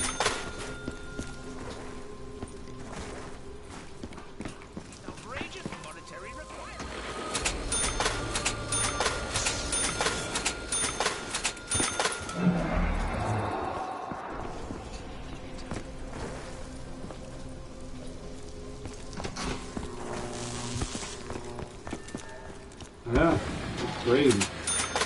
I'm gonna go to pack-a-punch here and pack this gun up. I find your master. That kick Go for some more liquids here. I want to let my money get built up crazy, so I can just keep throwing it in there. Oh. Got a liquid. Maybe I might be able to get 2 out of this. This just turns the fun knob right up to 11. Got another one. Maybe this will buy me enough time to send out the beacon. Get the fuck out of this damn place once and for all.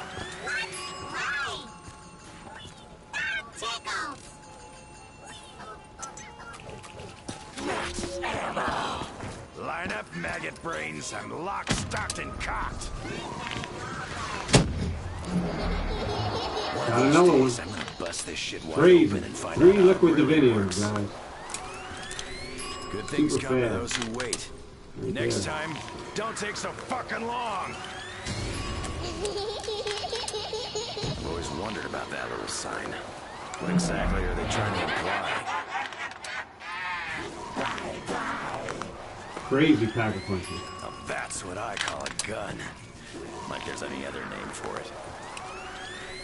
This just turns the fun knob right up to 11. Good things come to those who wait. Next time, don't take so fucking long.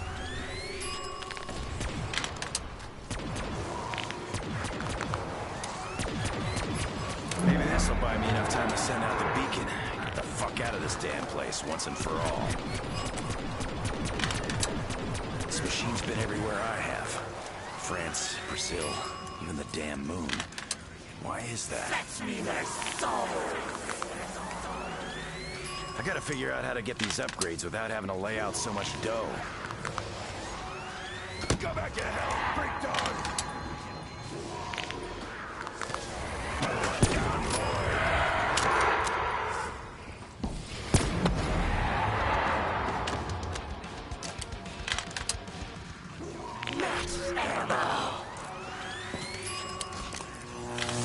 Got another division. 4. I'm hopeful that this wrecked off is gonna turn out better than the last one. Hey, it couldn't be any worse. One of these days, I'm gonna bust this shit wide open and find out how it really works. I gotta figure out how to get these upgrades without having to lay out so much dough. Good things come to those who wait. Next time, don't take so fucking long!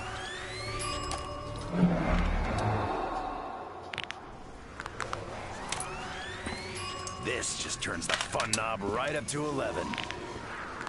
Tearing this friggin' these guns Maybe up this with will packer buy me punch. enough time to send out the beacon. Get the fuck out of this damn place once and for all. Somebody said you keep packer punching your gun, and it makes it stronger. I'm gonna see. Maybe Just this got will another buy me enough division. time to send out the beacon. Like Get another the fuck out of 5 this that damn fast. place once and for all. I need I'm to getting remember the crazy mission. division. Ensure the Holy cow. timelines aren't disrupted. Ah, shit. Kinda late for that. This just turns the fun knob right up to 11. I gotta figure out how to get these upgrades without having to lay out so much dough. One of these days, I'm gonna bust this shit wide open and find out how it really works. Good things come to those who wait. Next time, don't take so fucking long! Now that's what I call a gun. Like there's any other name for it. Maybe this'll buy me enough time to send out the beacon. Get the fuck out of this damn place once and for all. See if I can get dead wire back on. Oh, there's that. This just turns the fun knob right up That to dead wire 11. back on. See.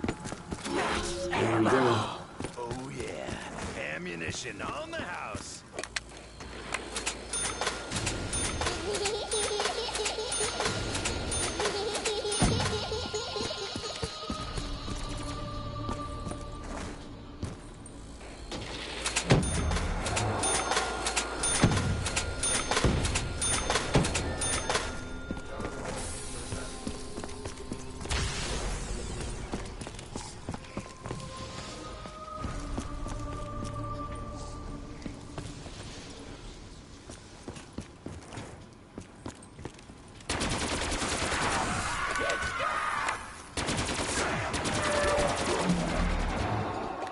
I don't know if that Pack-a-Punch story is true.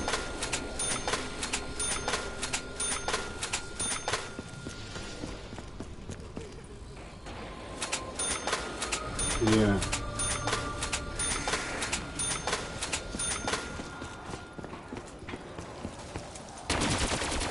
Yeah, so, oh, I got you, I got him. Right, there you go, bro. Yeah. Rise, Lord Vita. Let's see if I can get another one. Thanks. I'll try not to break a tooth. You're lucky I got crazy amount of gobble gum. These are kind of I'm trying to get another one. Well, some of them are. Damn, that one's 1 million. I gotta... Yeah, the dog on the dog round it doesn't. I'm not gonna be any puppy's chew toy. Maybe you gotta wait for the entire spawn to come in. Maybe you gotta wait. Yeah, dude, I see a dog just came in. The dog just straddled in here.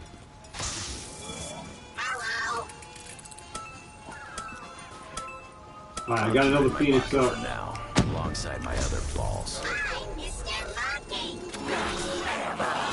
Yeah, I got another Phoenix up, Teacher Man. I'm going on the catwalk.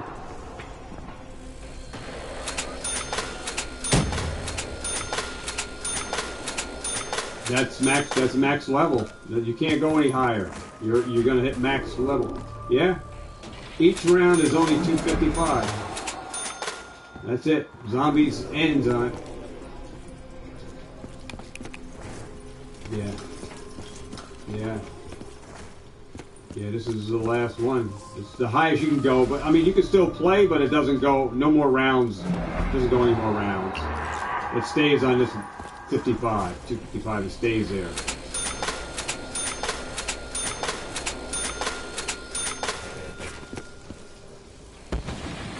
Yeah, yeah.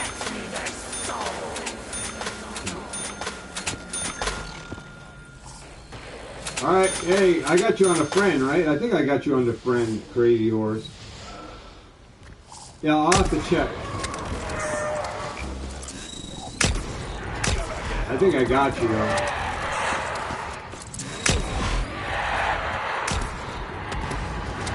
Oh, you gotta have some monsters, man. Drink a Red Bull before you get in here and play. You'd be good. Yeah, he said, okay, you said the front. I get you.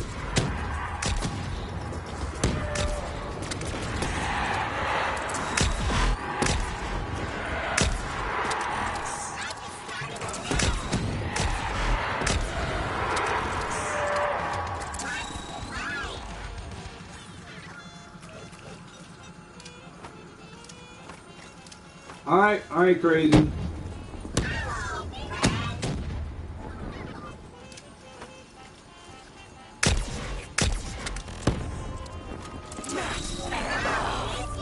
Hey, you got all the other guys left out. Yeah, we just die out when you're ready.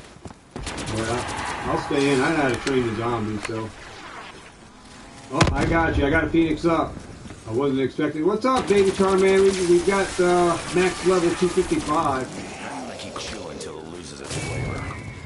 About 20 seconds, I think.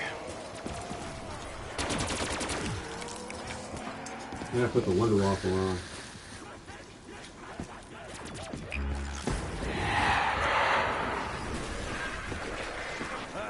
And this is the only way we're gonna make it through this to keep going.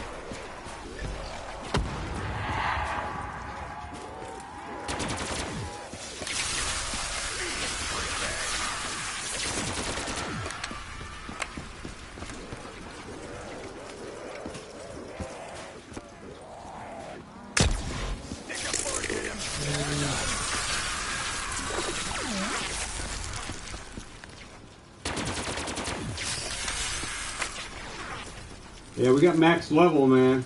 255 on this.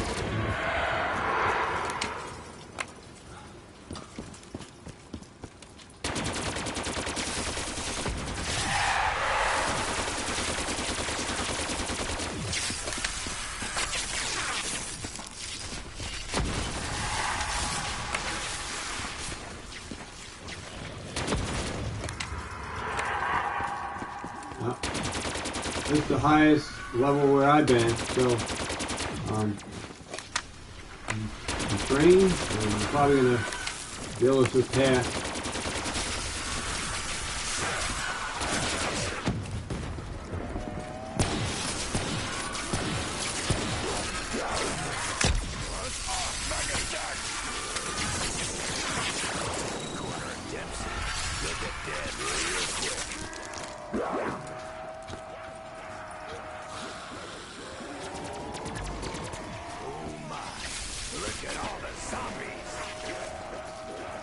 Oh yeah, this new controller is, oh my god. I can tell you it's 100% better than the other controller, guys. I can tell you that. Just in my gameplay on this controller, you can see, holy cow, it's a whole lot better. That other controller, woo! Time to let that one go. I'm on par, see? A whole lot better. Surrounded. You guys can see that on the stream. When you're playing with a better controller. Yeah, look at this. Even in the higher rounds, it's the same thing. You got to be able. Around 255 I'm still training like. This is the key to getting through it. It's right here, and then bringing them through that trap. I would train them all up, and I would bring them through that trap on the other side where you're at to get rid of the whole horde.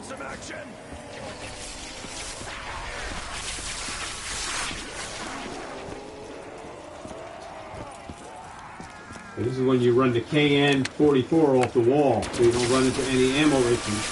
You run that KN-44, so you can shoot down your train, and you don't have to worry about ammo issues.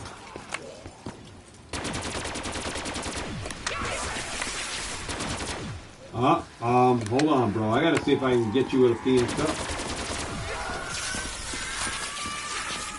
Let me see if I can get you with a... Hold on. I'll try to see if I can get a Phoenix up. Let me see if I can get a Phoenix. I'm gonna have to pick you up. I'm gonna have to pick you up. Let me try. That's 1 million. I ain't got 1 million. I can't only hit the gobble gum machine once.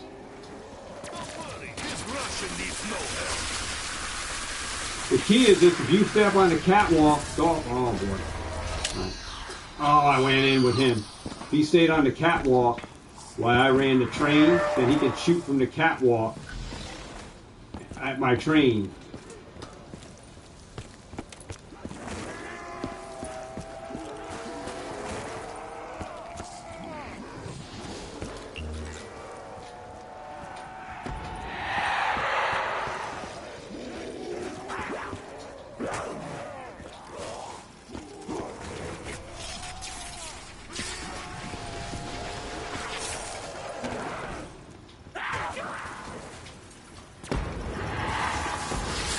You gotta have to go up on the catwalk and shoot the train down from up there, because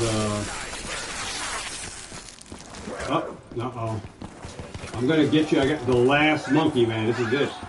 I'm not gonna be able to pick you up in the next time because I have no more monkeys.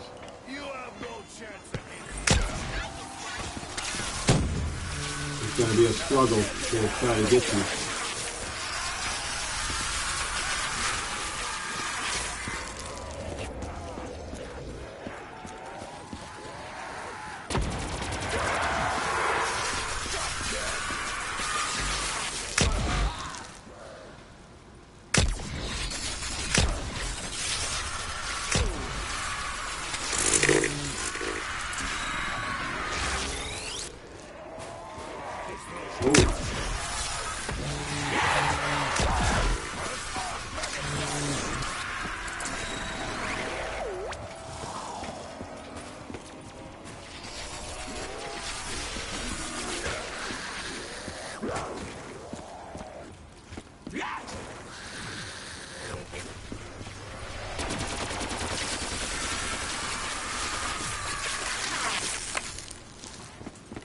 Let me see while you're running that little train down. Let's see if I can pop a. Oh, that's 1 million. I still can't get a dollar though.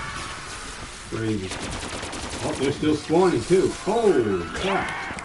They're still spawning.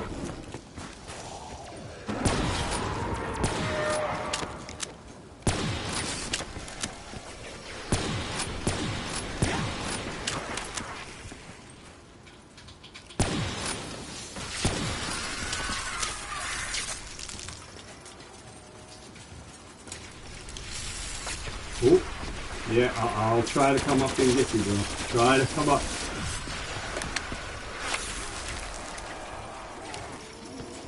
Just bear with me, because we got a lot going on. Whoa! Yeah, I came out.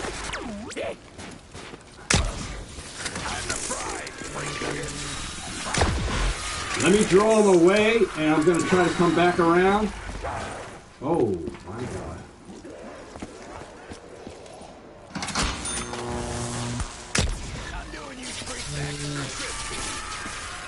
Coming. Hopefully I can throw the trap on. Oh, what happened to it? What the heck? How'd you die out? I was right there.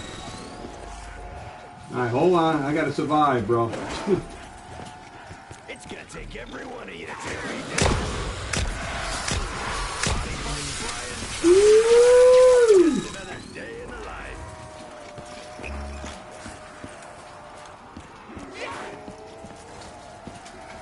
This is gonna turn out real bad for you guys.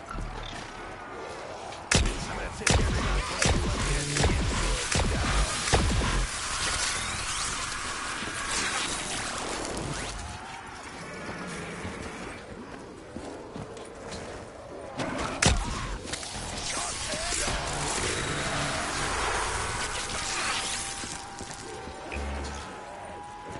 Congratulations, free cash.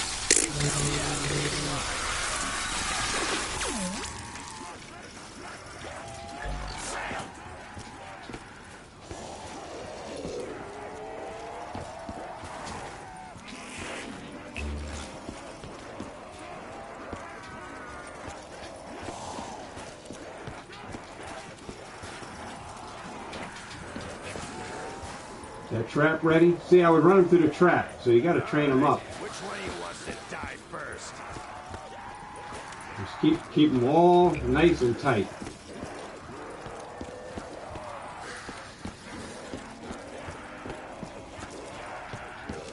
All nice and tight. There we go. And I would run the whole entire train. We doggy it through there. Right here, come on down. Yeah, that's what you got to do in the high round, bro. Get that train out of here. And come right back through it. Boom. Train them all up again. Wait for that trap to reset. And you can do, I'm going to show you another trick, which you can work on this. Let me see. Bring them up here. Go to the far corner here. Come do the trap, and then come out of the trap. Do a 360 right out of it.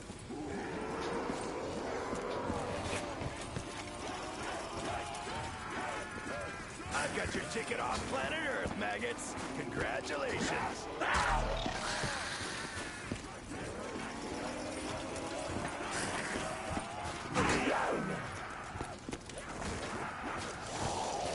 It's gonna take every one of you to take me down.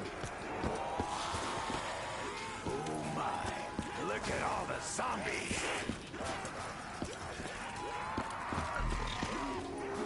Just wait for the trap to reset.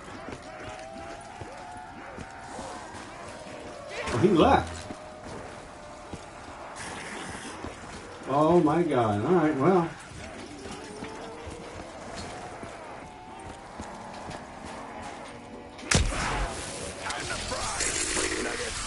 Why that guy leave? He's not going to get the credit for the 255, but. All right, well.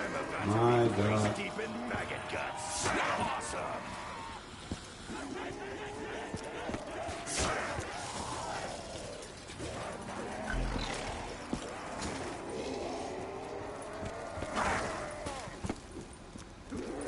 Wee doggy.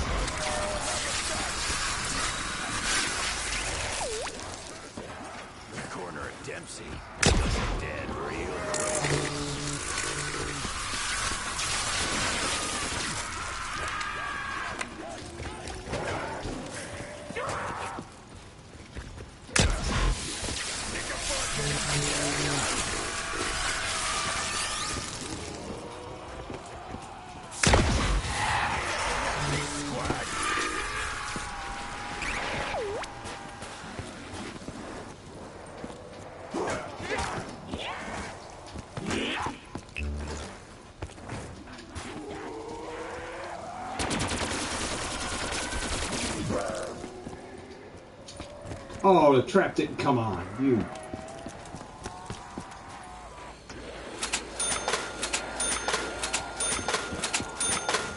Everybody left me.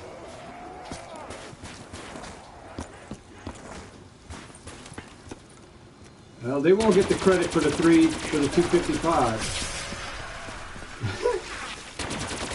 So they left. You may not know that, but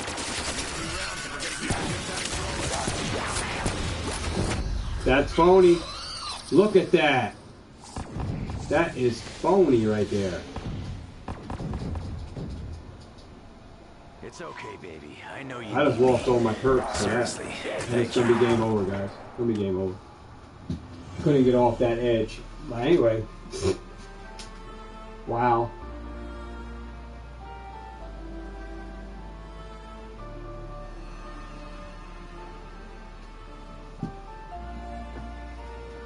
That's crazy. People left.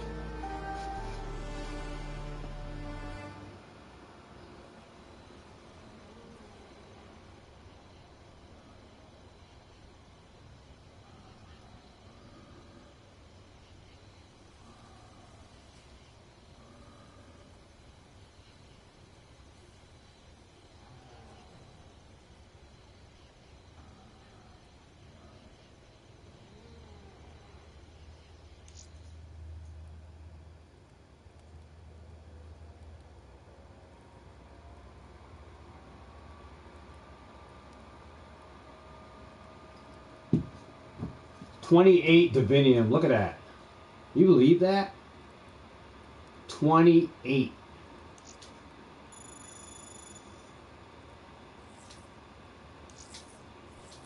Let's close up that. Let me turn off the managed party. Alright, look at that. 454, guys. That's crazy.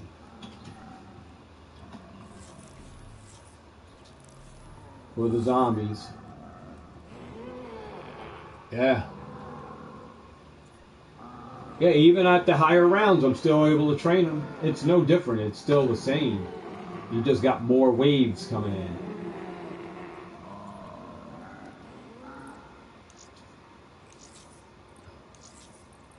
So there's a giant. There's a new high round, guys. 255 on a giant.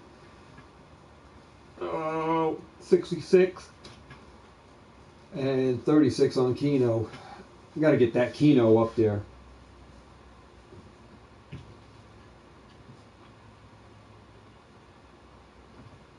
Get the Kino up there and Baroque. Depth bowl will be easy because it's just a 2-window thing. I can go to around 70 something or, you know, or above if I had the right team of people to go on there with. That could hold the windows down. Other than that, I can train in the swamp area and just get that gun off the wall. I forgot what it's called.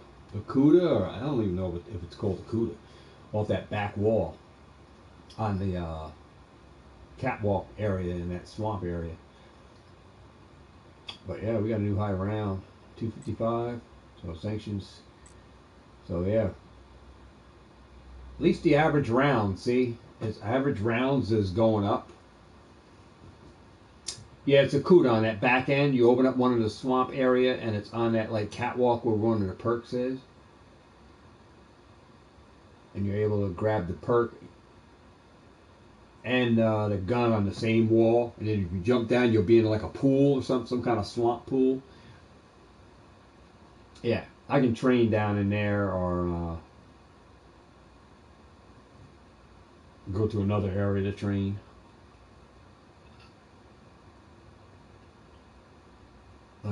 Just buy a wall power. Get a wall power. That's it. Wall power CUDA.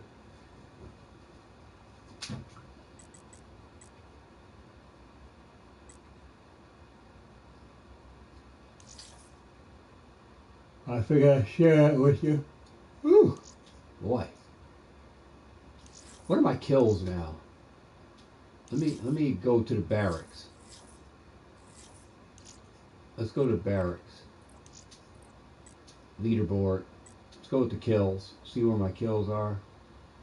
Good Lord. 445,783. Shots fired. 3,767,768.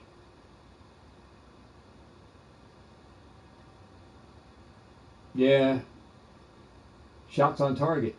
We got 2,225,062. Headshots. 120,878. Explosive kills 5,382. Revives 2,360, and distance travel 1,558. Doors open 2,256, and perks used. Perk colas used 7,711.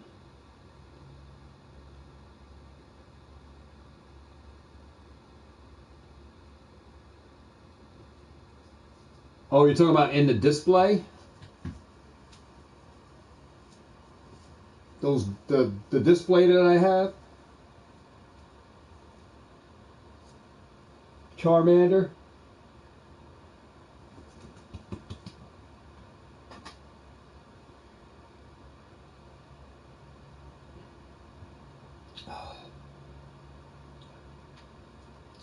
Yeah, I'm thinking about getting these plastic displays that are 4 feet long by 3 feet wide, I believe it is, and I forgot the deep, how depth they are, but I think those might be good. They're acrylic displays, but they're in a big stand. Like I said, they're 4 foot high by 3 feet wide by I forgot what the dimension is deep width-wise for, like, as they stand up in front of you, how wide they go back. But I was thinking about those because they have dividers in them to make trays to put people's name tags on for the rip and ships. So all their cards in the envelopes can go in that that display, and their names will be on the acrylic display in the front. And the cards are organized till they're ready to be shipped out. When we fill their bags up, then it's organized in there. But I figure I might run out of displays because I might not have enough to fulfill everybody's name in those things, and then I'll have to figure out something else. So I may not have enough displays. That was the only thing, because I would have to display enough of them in here to hold, a lot of people's names in them. But yeah, that display I got is the best one out of the displays that I sold. I kept the best one for the channel. Like I said, it holds 40 cards total. I mean, I can hold more if I slide them together closer, but you won't be able to see each card. You'll have to say, oh, let me see that next card behind that one, or on the side of that. I can hold more cards if I slide them together. But you'll know if it's a full art, you'll know if it's a secret rare or rainbow rare, because you'll see parts of the card, but you won't see the whole card. I can fit more than that, but I just put 20 on each side so you can see the cards together. But I've been putting them in a sleeve, then in a top loader, and then in a team bag, and sealing them in there. Now the cards that I'm buying from the card shop, they're near mint to mint, fresh out of like packs. They're not like lightly played or anything. But like I said, they may be off-centered or whatever. They may not, like I said, but they're packed fresh. So some of the cards may be PSA gradable, but like I said, I'm not worried about if they're off-centered or whatever, because you're going to get different cards from out of the pack that way anyway. And when you go to a card shop, you're going to have a variety to pick from anyway. But to to have a supply of cards. I just want them for the supply for the rip and ships. So people will appreciate the card for having a full art. And you can, if you don't get nothing out of your pack, at least you're getting a card, and it's not a regular V, it's a full art card. So, it's just to keep customers coming back. I'm not going to be able to satisfy everybody, but hopefully this will satisfy the majority of people that aren't getting hits. When they get pulls, if they don't get hits from their packs, like I said, you're not guaranteed anything out of packs, right? But at least I'm giving you something for your experience. So I'm trying to fix solutions before they happen, before problems happen. So I'm trying to just satisfy, completely satisfy people for the experience of opening packs on my channel. So, I'm trying to just go one step beyond what I see everybody else doing. All right, I'm just gonna keep it like that. I don't want to keep giving out. If I keep talking about what I'm doing, you got other channels that are out there that are gonna just steal my ideas. So I can't just keep rambling on about stuff because it just gives other people those ideas that they can just run through and say, all right, well, this guy's going to do that. I'm going to go ahead and do this. Or ahead of time, he's not doing nothing for another. So I just can't, like I said, I can't. A lot of these things I got to keep under the wrap, man, because otherwise you're going to see it in other stuff coming up. People are going to start doing, if I talk about what I'm going to bring, right? So a lot of the stuff is really just going to stay top secret because I really haven't showed you everything. So I'm just going to keep it as that. You're just going to have to stay tuned to the channel and then see what happens. And then hopefully, like I said, I'm hoping to bring the experience of the Rip and Ships back full-fledged, turn around, bring this whole channel to a full turnaround.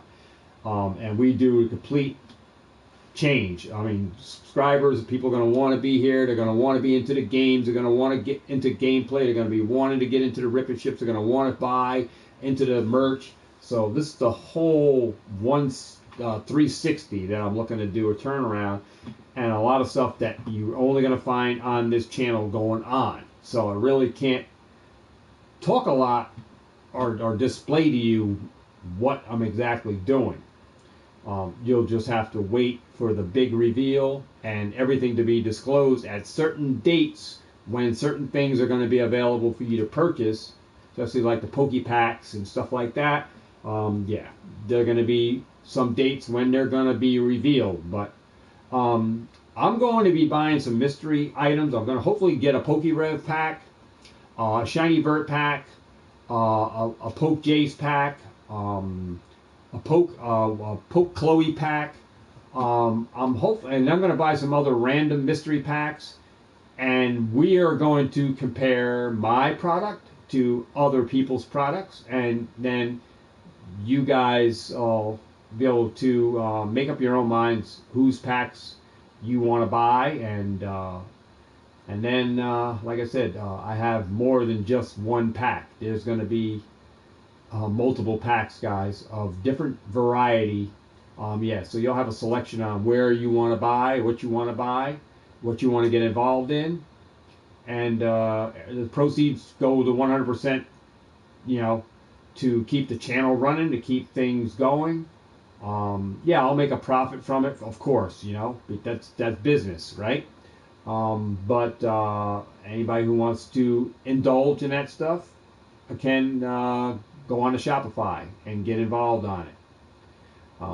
But I'm looking to send out some product to some channels for them to divulge and disclose on their channel, and let them know, live stream it, and I'm going to need your opinion on what you think about my pack.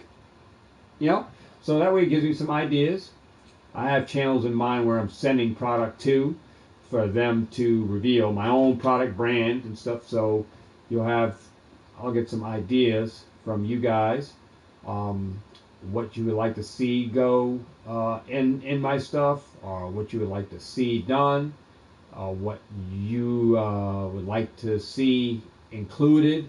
to make the packs better and stuff. So I'm going to be taking some constructive criticism, of course, because it makes the product line better. So if I can better improve it financially, it's got to be feasible because, like I said, I'm financially dependent and growing this branding myself and branding this channel solely with my own money. I don't make any. I'm not looking to sell out and have a sponsor or anything like that. I'm not looking to do that. I listened to PokeRev. PokeRev had an interesting interview with forgot what the guy's name is, who hasn't been on a YouTube for a while, but he came back and he did an interview with PokeRev. I don't know if you guys seen that. And PokeRev said he was approached by a lot of people who wanted to sponsor him and make $100,000 deals with him to promote their product and everything. And to me, what he says, if you watch that video, I forgot what it is, the interview with PokeRev. A lot of what PokeRev says, I mean, he didn't want to sell out, and he didn't want a company that is sponsoring him to take control of his channel and tell him what he could and could not do. And see, that's the thing that I am very aware of, not to sell out.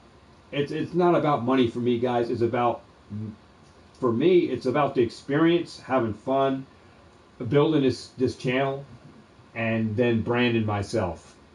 All right, branding myself, branding my own brand. And I'm kind of following the same steps as PokeRev because I get ideas from all over the place. I get genuine ideas from genuine people, and that helps me make a controlled and correct decision on where I want to go. So I don't want to sell out and have a sponsor on the channel sponsoring me and saying, hey, well, Nike or whatever, and then they're going to dictate to me how to run my channel. I don't need anybody to tell me how to run my channel and be control of my channel because they're sponsoring me. If I don't do anything the way they want me to do it, then they're going to pull away their sponsor. Then pull away your sponsor because I don't want you. I don't need you. Because financially, I am good, and I have been doing my channel just fine. So I'm right along with PokeRev, in the same eyes. If that was true, if I wanted to sell out, I could have, got a sponsor and go ahead and went and monetized my channel as soon as I hit 1,000 subscribers, like everybody. Their big rush as a content creator is to get to 1,000 subscribers as fast as they can and then monetize your channel.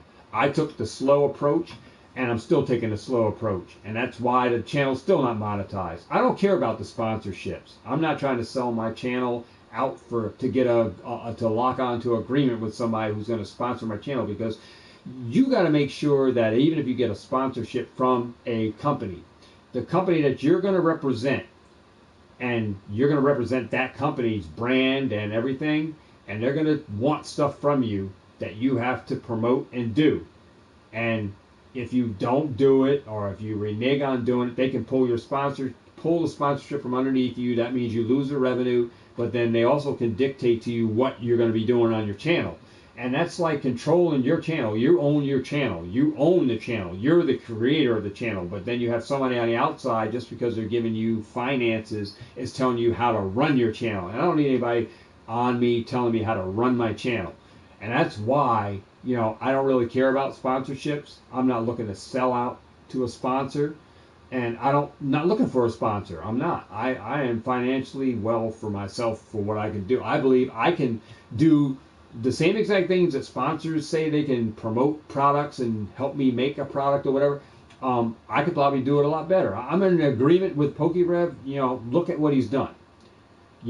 Financially, he's done it himself, right? He had all his booster boxes and packs and stuff that he bought a long time ago from, years ago.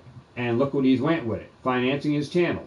Then he branded himself with his PokeRev product. All right? I mean, it's all in a one. He has a story, he can tell it better than I can, because I don't know his whole story. But if you listen to his interview with, I forgot what that guy's name is, but it was on, let me see if I can pull it up. Let me see if I can pull up that PokeRev interview. And then I can actually tell you who it is. PokeRev interview, and then I could tell you exactly interview. Let me see if it comes up.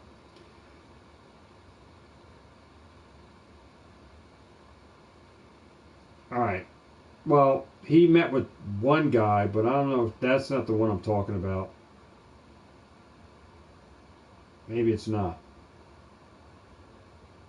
He had somebody on here. Somebody put him up. I forgot what his name was. I'm only getting this one. Let me see if this is it. Pokered, the king of Pokemon. I don't. Has your pool ever gotten really cloudy right after a Kind party? of crazy. Situations like those are factory prints for like a lot of the Asian region, so they're in a way like they're limited with how much they can produce. I made a video actually, it's up on the channel. Alright, so he's on here with a lot of suppliers kind of getting backdoored out of Japan. Okay. Like, LGSs aren't seeing what they really should, and it's getting sent internationally. It's kind of like what was happening with sneakers. I don't know. Okay, J Love. Like, he's on here with him, but that's not the one wouldn't go to stores. that actually did. This guy was on a podcast with Rev, and it was a recent one. Man.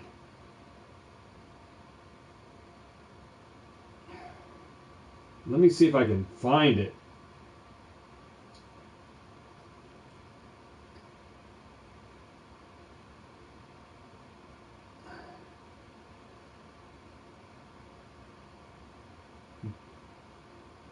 Okay, maybe this is it. Maybe. Let me see. This guy looks. This guy looks. 2,400 subscribers. And then a year later, this guy is here, but I don't know what his name is. Pokeradar, guys, Pokeradar. Pokemon Radar. Pokemon Radar, okay? He was interviewing Pokerev. Alright? You gotta watch Pokeradar. Alright? And his interview with Pokerev. Alright? And a lot of things that Rev says, I'm in total agreement with the way he presented himself and manifested himself into the channel that he is. Alright? So, watch Pokeradar. Pokeradar hasn't been doing YouTube in a while. He came back and he interviewed Rev. Rev gave his genuine interview about the channel and stuff. You got to just listen to Rev. I'm in 100% in the same path as Rev. All right?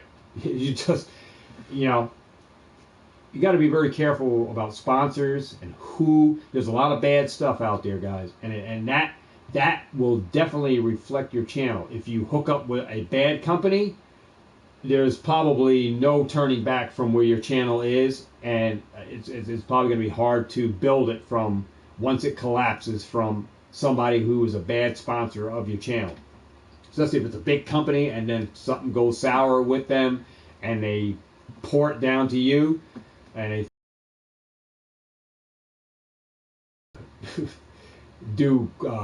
it can do a Drano effect on your channel.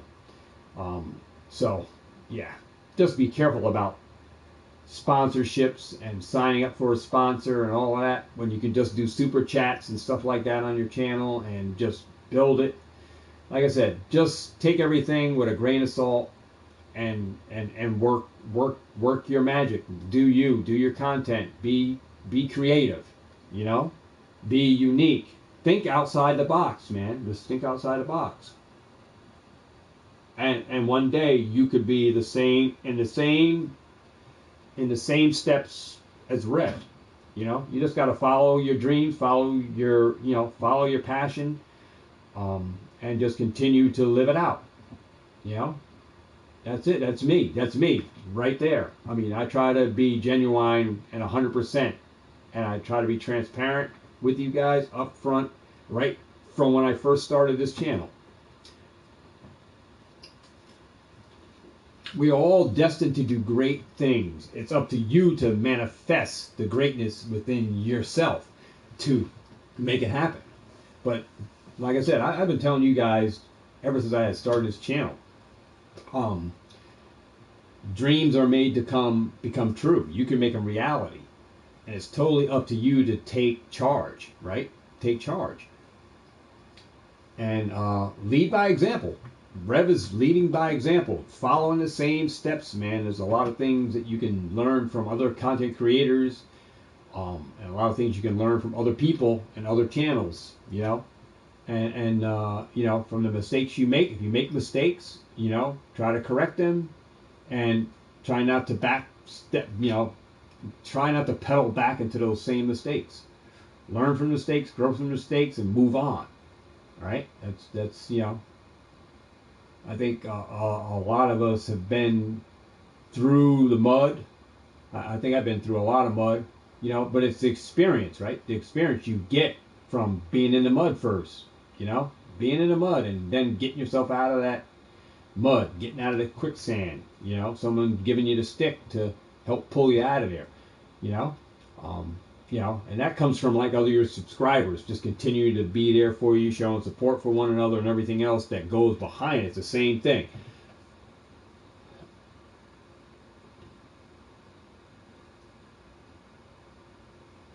Yeah, well, like I said, you know, I'm not here to criticize him, you know, but like I said, from the ashes you rise, right? So it's up to him to rise, you know, rise up,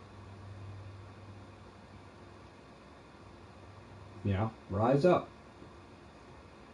That's it, man. That's all I can say, you know.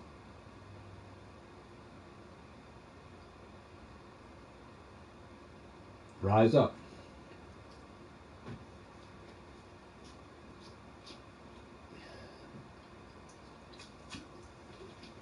We're all in this community. We're all in this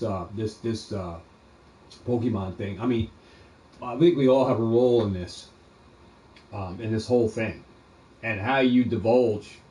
You know, you want to salvage through. You want to pick out the bad apples and keep the good ones in. But we're all in the same boat. You start throwing people overboard, and it could sink the ship. So you know, regardless of Leonhardt, whatever he does, it could be bad, it could be good. But you know what? He's going to have to get some constructive criticism from other bigger YouTubers. All right, that are as big as him. That is going to help him to put his pants on. You know what I mean? If he's got his pants down and he's, you know, flagging all over the place, then someone needs to step in and say, "Hey, come on, man. You know, we're in this boat together, man. We're not trying to, you know, I understand what you're doing or whatever, but we can't have that." So, you know, it's not just smaller channels. It's even his subscribers. If you see them, you can't keep supporting the guy that's the bad apple. You're gonna have to let them know, say, "Hey, you're gonna have to make these changes, man, because I don't know what you're doing. What's going on here?" So constructive criticism for him, for whatever, like, you know, help him out in a way. But like I said, you start throwing people overboard, and it's going to sink the ship, and everything that you were doing in the community, you're investing in everything, can be flushed down the toilet, because we're throwing people out of the community because we don't like the way they look, the way they talk, the color of their skin, or whatever. It could be a disastrous outcome for this whole Pokemon thing. So it's up to everyone as a whole. You have people from different backgrounds, different ethnic groups, different nationalities. You got a lot of people in this communities, and if you start ripping everybody and it's just trying to do content because you're just trying to, you know, just create content to get views and draw people over and talk bad about another channel because you saw him doing this or doing that, you know, then, you know, you can ultimately put a hole in the ship's bow and sink the ship, and this whole thing goes down, and it's going to be hard for the Pokemon to even make a comeback from where it's at. You know what I mean? We got to keep the boat afloat, and it's up to us, the community, everybody, to keep everything going. It's up to us to pass the torch on to the younger generation to take our places, because when we're gone, who's going to take that? Who's going to take our place? You know what I mean? So you got to keep it positive. You got to keep it on the upbeat, keep it on the up and up, and be able to take constructive criticism from people. You know, they're only trying to help you, and there's some people, like I said, they don't want to see you grow. They don't want to see you manifest. They don't want to see you become the channel that you want to be, because they're so self-centered. And you do have some of that stuff in here. I'm not going to name anything or name any channels, but there's some of that. But it's up to the community to handle that and handle it as a whole. You know what I mean? But you can't, like I said, you got people knocking on Whatnot, saying it's a bad place for the Pokemon, it's a bad place for Pokemon to be, and I don't know why scammers are on here, and Whatnot's not doing it. And it's not Whatnot's that's a bad name. Whatnot's is Whatnot's, all right? It's a place, but it's up to the people that are in those rooms with that person. If you know that person is doing something that is suspicious or is not right, and in your heart you know it's not right, then why are you still there? Why are you still going back and buying packs from that person you know is doing wrong? So if those people still want to follow that person and be a part of that person's breaks and all that stuff on a scammer app, if that person is scamming on that app, then you're at the mercy of that scammer. So find yourself a reputable person that is upfront and doing the right thing. Like I said, you have communities that are out there that are going to stay with that person. Like I said, it's hard to turn people from Instagram to go to Facebook, and from Instagram to go to Twitter, and from Twitter to go to TikTok, and get people from all these other like social medias. And the same thing with people in communities, even on YouTube. They're so into their communities and discords on that person's channel that they don't want to pull away and watch anybody else. They're so centered in on that one channel, or on that 1 or 2, 3 channels that they watch, that they're not going to go and check out another channel. They're just not. It's just hard to pull people away from another channel that they're so addicted to that they're going to stay there. Regardless if that person's doing good or that person's doing bad stuff. So it's hard to do that. But like I said, it's up to you guys to find channels that you like, that are teaching you or whatever, right? The ropes, and you're learning from the experience, right? And you're enjoying what's going on. So if that's where you find yourself on channels that because I have a handful of channels. There's other channels that I watch outside of like Banner Productions, outside of Pat That's Power Channel, outside of Baby Charmanders, and other channels, right? There's other channels that I watch. I can't watch everything, but I do watch a lot of lives, and especially like I said, Pokemart, USA, Eli over there, and Alex over on Nostalgianomics, Danny Fanta, PokeRev. These are some channels that I watch consistently. All right, I watch them consistently, and I watch Poke John, and I watch Poke Collect. I watch Poke Chloe. I do watch Super Duper Danny. All right, I do watch Northwoods. All right, I'm subscribed to a lot of those channels as well, and you'll find me in the lives on some of these guys' channels. Like I said, when they run their lives, I'm on the lives. If I'm able to be there to tune in and say something, I will jump in and say, hey, what's going on? And if they're talking about certain things about the investing stuff, I will jump right in and say something about it, and I would get acknowledged for the most part.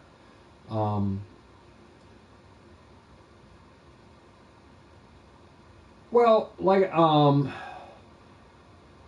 said, Rattle and Awesome Possum Bud are like the judges in the community. They're like the judges. They're going to be your Judge Judy, all right? They're going to be your Judge Judy. They're going to take the helm. They're going to take the hammer, guys. They're going to slap it upside your fanny, All right, if you're doing something wrong on YouTube or whatnot, and there's nothing wrong with Rattle Pokemon. There's nothing wrong with Opossum Butt. You know, you either enjoy their content or you don't enjoy it. I watch both of their contents, and it's, you know, I'm not saying I like or love either of them, either of the channels. I just watch because I'm just seeing what they're doing, what they're in tune with, and I like to see what's going on with the community and what people are doing. Like, people are stealing, breaking into card shops, stuff like that, which is, the Pokemon has a lot of responsibility for that happening because of the, you know, the pricing on the cards and the stuff is becoming like easier. People can rob. They can rob a bank, but it's easier to rob a card shop of cards that are just like having money. And it comes to that point that's where Pokemon is. It's like printing dollar bills on cardboard, and the cardboard is valuable. So if, you know, people are robbing card shops, you know, it's better than robbing a bank, because if robbing a bank is felony, you know, that's in a federal judge, that's in a federal prison, right? If you do rob a store, you might not be going to jail for as much as you took if you robbed a card shop than if you robbed a bank. So if you robbed a card store, it's better you did that than a bank, right? So the time you may do will be less, most likely, on that than robbing a bank. So Pokemon is literally a bank, is literally a vault. All right, and in their vault they have valuable cards that they're printing on this cardboard, the Umbreons, the alternate arts, and all this stuff. And these cards are valuable, so they have value that the American dollar, guys, if you don't know, the American dollar is weak. So there is cardboard out there that is more valuable than the American dollar. And with the cards and alternate arts, with everything so pricey, $300, $400, $500 cards, people are being people. If they can get away with it, or think they can get away with it, they will go into your local Walmart, Target, steal packs, steal cards, steal binders, and you see this going on. So that's where that takes place. It's because Pokemon is literally printing money on cardboard sheets. All right? So we're going to have this process going on for the time being. I don't know how long it's going to last, but that's what we're going to have. So you got to be very careful, even with your products, even with your sealed stuff. You know, you got to be very, very careful on who you allow in your house, who you allow to see your stuff. You know what I mean? Because you literally can be letting the person that's literally going to set up to rob it from you in your house. You got to be very careful, man. I'm telling you. You may set up your family for a robbery. You're on vacation somewhere, and all of a sudden your house got broken into because that person knew where you lived. They knew you had all your stuff in one place. They said, holy cow, we got all this stuff sitting. And that is for another reason why I had to move my stuff out of here, is because I just don't want to have that worrisome about my stuff gone because we got broken into or whatever. So that was another thing. It's just too much sitting in one place. That I had to move it. You know, I don't want to have that thing hovering over my mind that, you know, one less headache. It's just out of the way, guys. That's all I got to say. It's hard to insure your stuff, you know, product, you know, like the poke cards and stuff. It's just hard.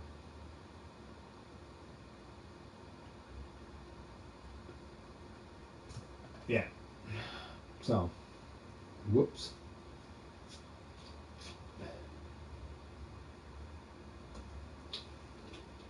Can't believe the sun is going to be coming up here pretty soon. And like I said, I had a nap earlier. It's almost 4:22. Oh, my parents are doing good. My father just had another scan on his brain for any cancerous. And he got the clear again, so he's good. My mother might be having Alzheimer's. She's starting to forget stuff, and asking the same questions over again on every phone call we get. It's the same questions. So, yeah, we're kind of thinking she's getting dementia. So, Alzheimer's or dementia, whatever is on your memory. So,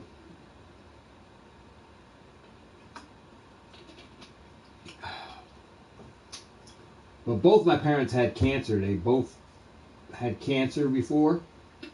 So, my mother had it first, and now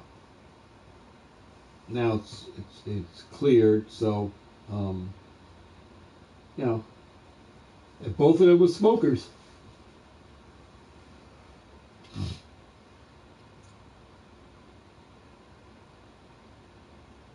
Oh, your aunt? The aunt you used to go to, Baby Charmander? You were going over to your aunt's house? Or was it at your grandmother's house? Is that your aunt you were going to?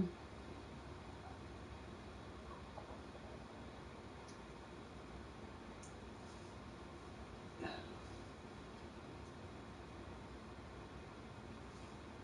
me get this off of there.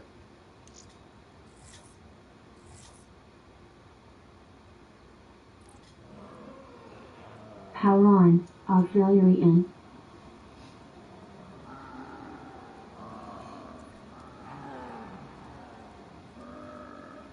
Oh, okay. So she's back home, huh? Awesome.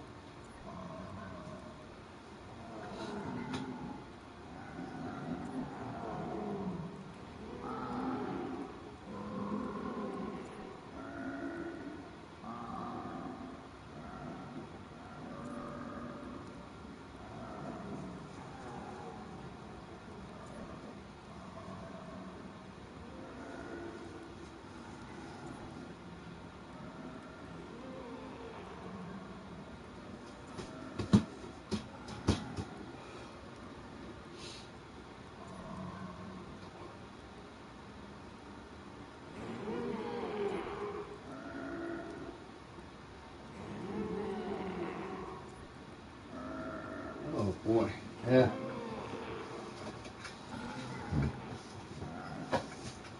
Sitting here chilling. I believe it's almost 5, going on 5 o'clock.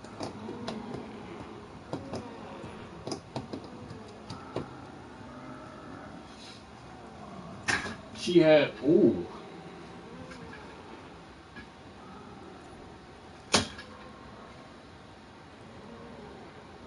She had cancer, but now she is cancer free, but we think she's not gonna make it this year. Wow, that's sad. Well, hopefully she does, Baby Charmander. And you're able to see her for at least through the holiday. You know? Life is short. I can remember when I was a youngster, and it seems like it was only not too long ago. You know what I mean? That's how quick the time goes. You know, the days now are so fast. Like, I can leave here in the morning and go across the bridge, and when I come back over here, it's like 4 o'clock in the afternoon, but I left 10 o'clock this morning. And by the time I get back over here, it's 4 in the afternoon. The time goes that fast, and you only went to like a couple stores, and the time has got that fast. Like, it's just crazy how fast the time goes. Oh, yeah. Yeah. That's like my mom. Forgets about the conversation she already had. But that's what it is. My dad thinks my mom has that.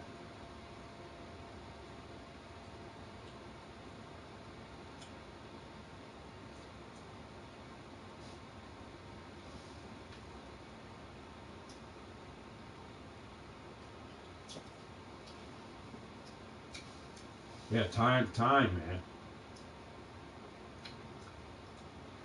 Time is going by so fast.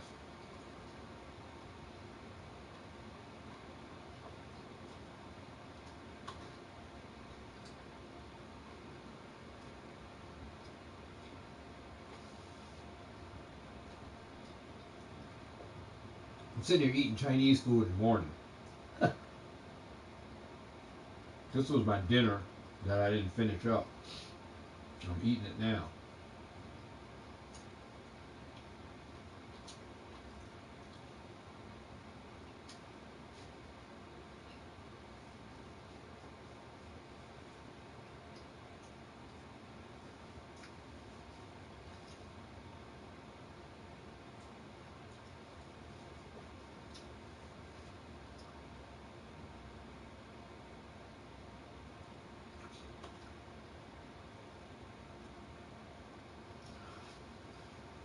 Oh yeah? What was that?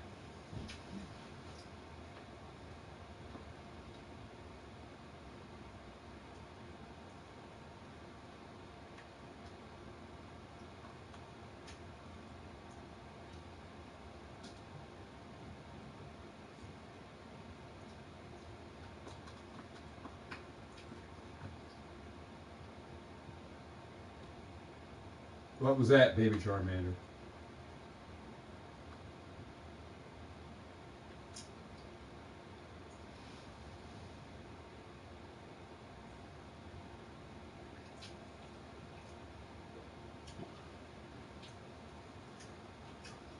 Am I afraid of dying? Like leaving this world?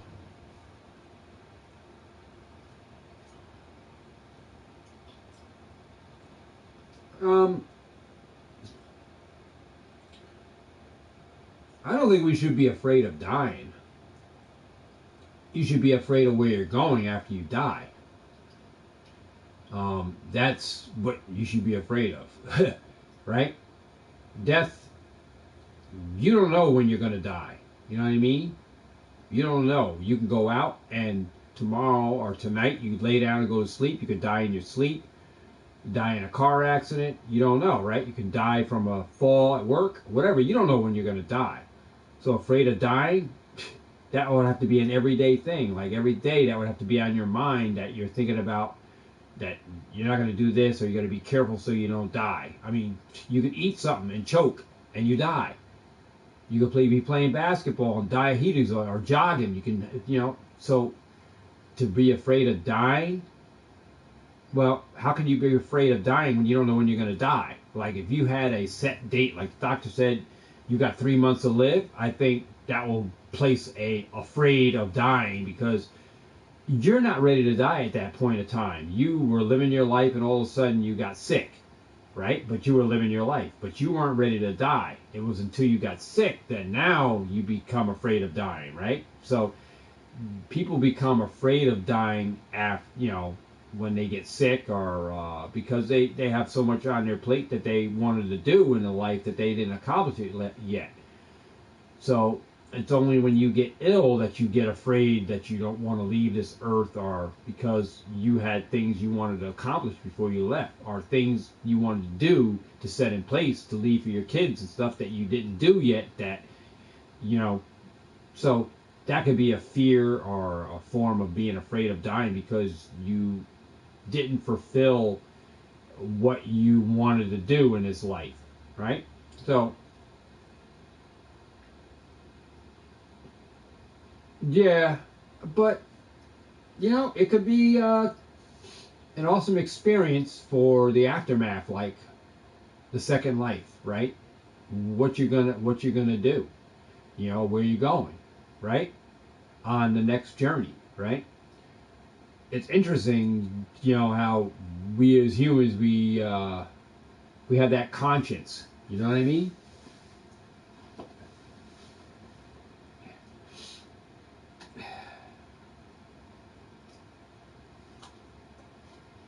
When I was a kid, I used to lay down. Me and Georgie was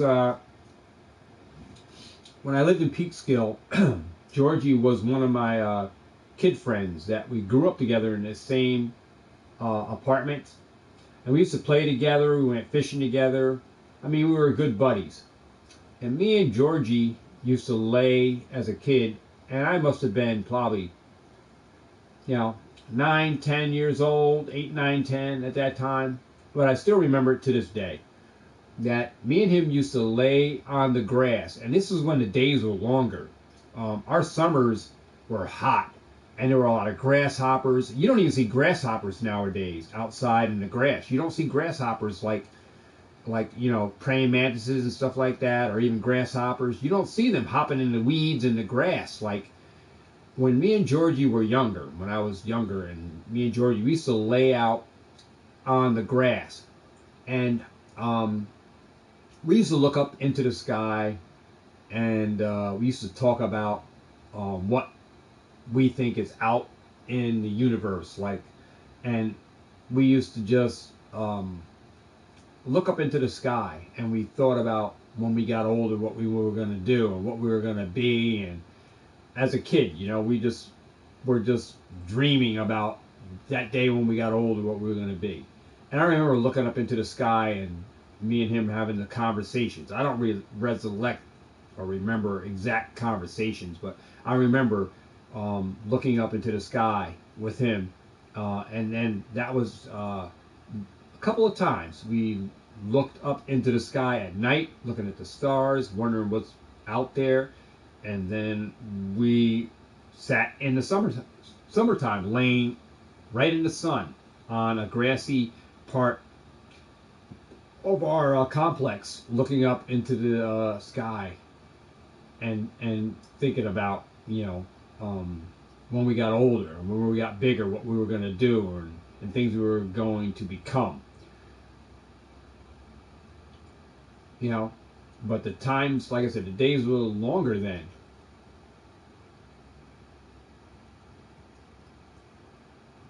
Like I said, but afraid of dying, but more afraid of where you're going. I have met people that aren't afraid of dying, and they're not afraid of where they're going. So that's kind of hard. I do believe in a higher power. Okay. I do believe in life after death. And I always wondered, what's out there. Then you hear people, they've seen these creatures. I see them on YouTube, but like I said, I don't know if this is real or not. In some YouTube content, people are filming from trail cameras and stuff. They find these I can't understand. I don't know. Like the Bigfoot, Sasquatch things, they shoot these hairy-like animals. They show the footage. I mean, as clear as day, you can see the image, and then they show these creatures like they show the what is supposed to be like a alien invasion, alien creature or whatever, and a dog was following it. I mean, I don't know. I don't know.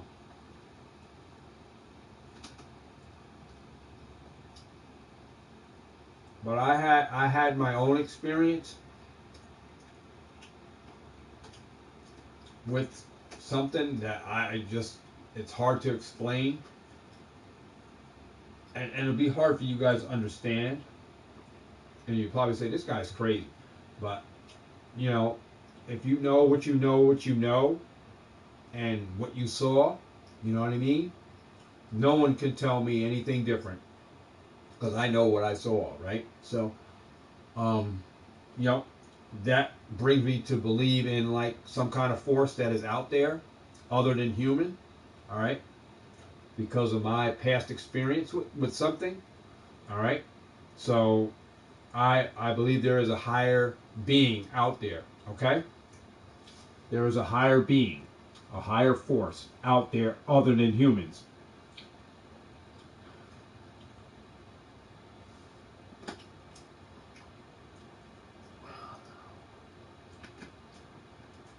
I bring you the story, Charmander.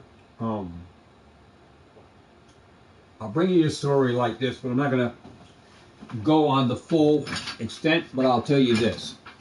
All right, and I can just tell you that one day I was at my parents' house at 6 Nicole Drive. All right, 6 Nicole Drive in Wappinger Falls.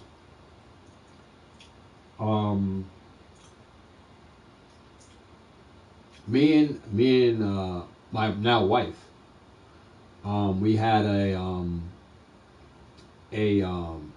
tough. You know what a tough is? Like an argument. All right. It wasn't good. At the time, we were living at my parents' house. The both of us.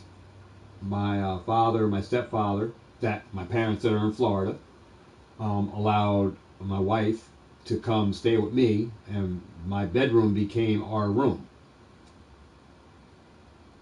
And okay, so we had an argument, and I got mad, and I kicked her out of the house. I told her to go back home.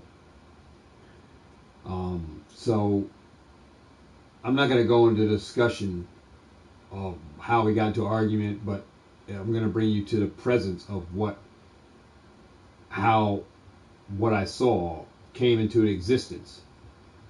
So with that said, she left. All right, she went back to her mom's house, her dad's house, and for that time being, we had broke up. Technically, kind of like broke up. So I had worked that following morning. I was working in Danbury. That's the same company that I'm talking about, Danbury Printing and Litho, the same printing facility that I talk about. I talked about it on the channel. I was a pressman. I was working a early morning shift. I had to get up 4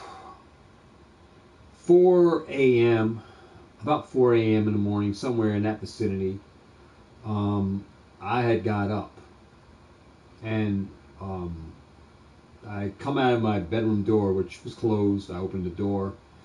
So I'm going down the hallway. My parents' door is to the right. My brother's door is to the left. So immediately after I open my door, my brother's room is on my left. My parents' room is on my right. As I go forward, there's another closet door, and then on my left and on my right is the bathroom. So I'm heading to go to the bathroom to get ready to go to work. And from my peripheral vision, going down the hallway, well, we had a dog called Molly. We had a Shih Tzu, black and white Shih Tzu, small dog, who had a little dog pillow, whatever you want to call that, like a dog bed, out straight in front of me. All right. So she is out in that bed. That's where Molly slept. Okay. I'm heading down the hallway. I come out of my room. I'm heading down the hallway to the bathroom. And I'm looking down at the floor, heading to the bathroom. And from my peripheral vision, you can see objects, right? You can see stuff like when you're looking down, you're still looking down, but you can see if somebody is approaching you, you can see them coming towards you, like when they come into view on that peripheral vision. You'll know because you can see their feet. I'm looking down. Obviously, you can see people before they actually reach your full view from where you're looking down. You can see that someone's approaching you from a distance. So with that peripheral vision, it was dark in the to my left corner of the hallway that led out into the family room, right into the living room on the upstairs. I'm heading down the hall to the bathroom, and from my peripheral vision, I saw a glowing object. All right, and what that figure was it was a half figured. It was the whole body wasn't shown. It was just a half figured, just the half the upper body from like the waist up was floating, and it had a cloth over its head, and all I saw was the blotches from where the eyes, and I saw the blotches for where the nose, and I saw the blotches for where the mouth was. And in its cloth, you could see where the arms, it had arms, but they were cradling something, okay?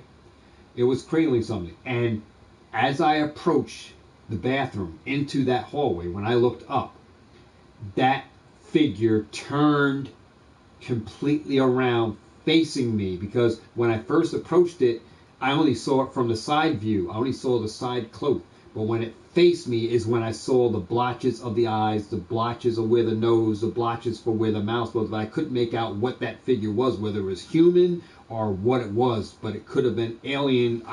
I cannot understand what exactly the figure was. All right? But it was only half of it was floating. All right?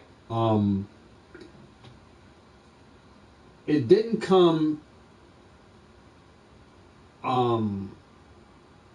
to me as why the figure approached me on that day until I realized that my girlfriend wife, right, was pregnant. My wife Eunice now, right, was pregnant with our firstborn. That I put together the puzzle of how me and her came to be, all right, and the figure came to me letting me know what I was throwing away. That's what I got from that being coming at that exact time, the same day, that following night, which will probably be the next day, but it was that earlier day that I told her to go home, just, and it was that night when I got up, the same night, when I had to get up early in the morning, it was the same exact night that being came to me, letting me know that my wife was pregnant, right? That's what I gathered, because it was holding a baby in its arm. That's what it was cradling. And I believe, like I said, God moves in mysterious ways, right? So it comes to that point that I believe there is a higher power outside. That being was warning me that what I was throwing away was a relationship with a baby that was, my wife was pregnant. So that's what I got out of the segment, that God put that being, or that could be God himself, coming to me, letting me know what I was throwing away. So that's what I get from that point. The being wasn't like something like that was evil, like trying to lure me into something. But that's what I got from that, from the breakup to the following night, that same night. When we broke up, I would go to bed, right, and I'm waking up. It's the next day, but technically it's the next day, right? But that's what I get from that experience with that being coming on right after I'm talking about, the breakup with Eunice.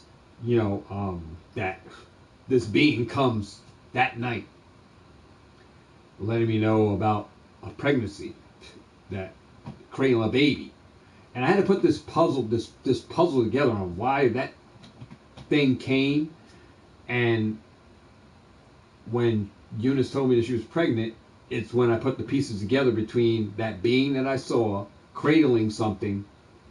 I was just putting the puzzle together on trying to sense on what was going on. So I just get it that God was warning me that what I was throwing away was a relationship with my child, which would have been my daughter, right?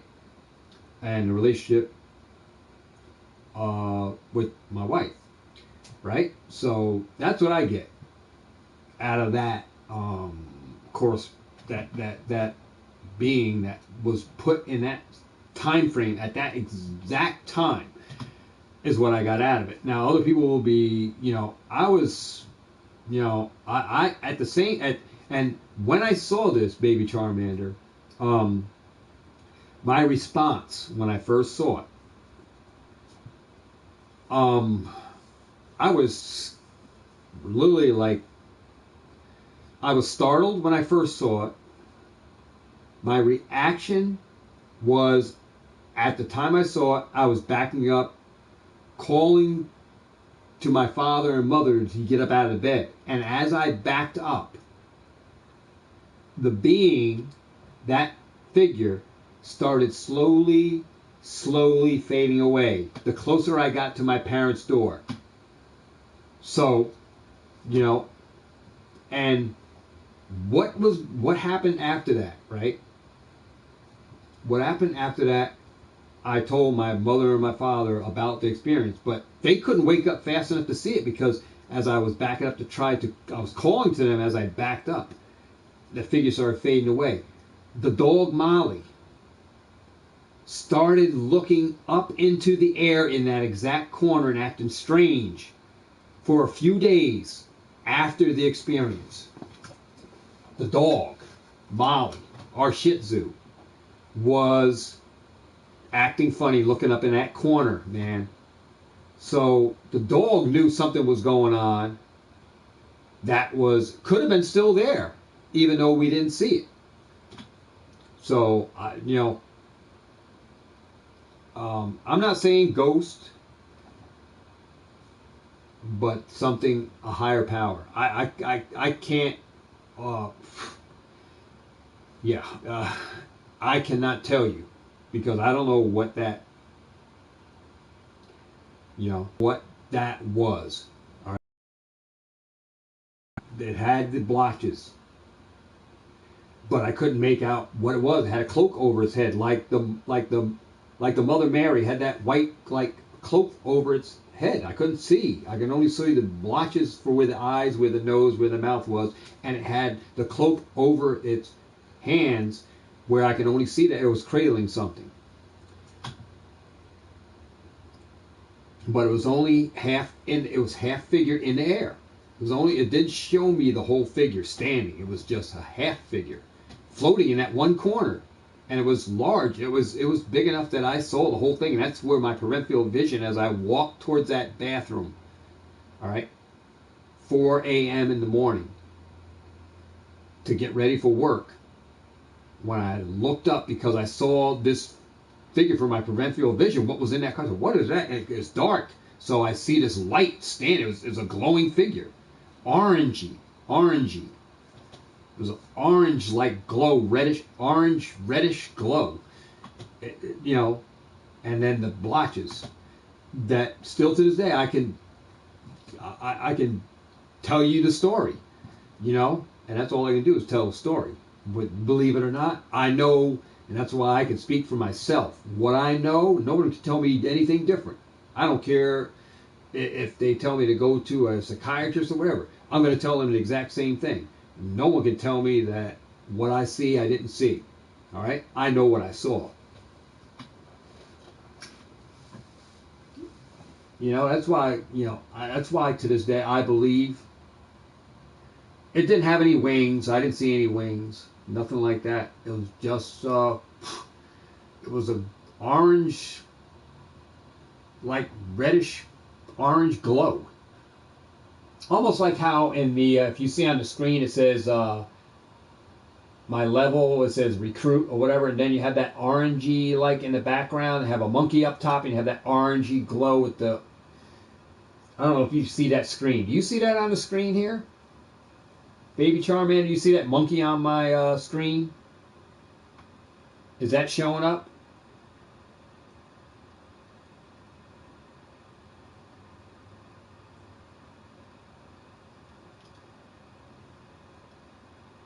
Yeah. So, like I said, you can believe in God or not believe in God, but there, I can tell you there is a higher power out there. Just like I said, and nothing's going to change my mind about that. Yeah, see that orange in the background that's in with the brown, that like swirly, it's kind of like how that glow was, kind of like that orange like, similar to that orange like glow that was, that made up the figure, the whole image of him. That's how I knew in the dark, this is what I see from my peripheral vision, that caught my peripheral vision. I looked up, I saw this orange glow, and that's what caught me to look over there.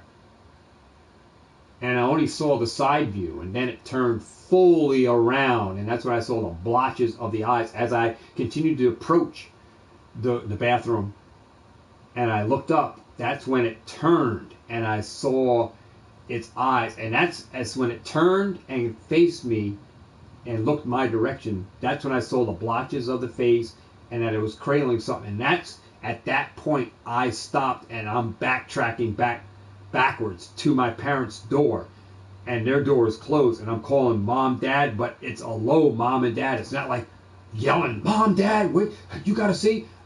It's like I was so startled that I couldn't scream, I couldn't yell, that it was a low pitch, Mom, Dad, come see. That's how low it was, that I didn't yell or scream to come for them to look. But as I started backtracking, calling them in that low tone to come, that figure started fading ever so slightly away. The closer I got to their door, then it was gone. It was gone. And then the dog, for the next couple of days, started acting funny, looking up into that corner and acting funny, our Shih Tzu. So the dog even knew something was in there, or something wasn't right. Like I said, you have to have a personal experience of your own, and that's what's going to make you believe or not believe, right? And something else, because that is sometimes, it takes for you to be in something to get out of something. You know what I mean? That's why you got to know that you know what you know. And like I said, no one can tell me anything different. That I didn't see it, that I was making it up, that I was drinking, and I wasn't drinking, and I wasn't smoking. I know what I saw. And no one's going to change my mind. I don't care. You can say, call me crazy, whatever. All right, I'm crazy. But obviously I'm in the right mind, right? I know what I see. I know what I'm doing. I'm in the right frame of mind. It's just when you see things that don't seem like they exist, other people are going to find it hard to believe unless they witness the exact same thing for themselves and had a life experience with that same object or that same kind of being or same kind of thing. That's when people believe, right? It's hard to make people believe. They'll think you're crazy. If I try to enter the cops to explain that thing, they'll think I was on drugs or something. You know what I mean? So it's hard to explain UFOs if you believe in that. I mean, that's why people can say, oh, you saw that? Yeah. Did anybody else see it? You take photos, and then people try to decipher that your photo is like fake. You got a camera on the thing. They'll say that you edited here or whatever. That's why you have to have if you had a life experience with something, like I said, if you personally had a one-on-one, then you know what you know. Regardless, no one's going to be able to change your mind because you know what you saw, right? But it's hard for other people to become a believer in that unless they experience something in the same mindset as you did, right? So, yeah. That's what I got to say on that. But that was my story. But like I said, that's my personal experience with something outside of a human, all right? And You know, it's one of my lifetime experience. Something it's unexplainable. It's unexplainable what it was,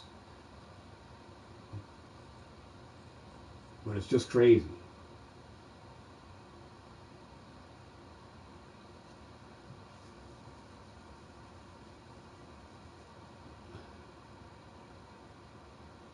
So, it's just, you know. But, like I said, there may be forces that are evil, forces that are not evil. And I did not have a evil experience with that one-on-one confrontation. It wasn't evil. It wasn't an evil presence. It didn't harm me. It didn't do anything. It didn't clear my mind of me seeing it. I mean, people say they got brainwashed and stuff like that. If you people hear people that went up in a UFO experience or something like that, they say they got brainwashed or whatever, and they don't remember everything. They just remember being up there, and then they come back. You know, there's certain things they remember and things that they don't. Here, if it was evil presence or something that didn't want me to know anything, how am I here today to tell you what I saw? If they didn't really want to be known, right? Of existing, right? Whatever, right?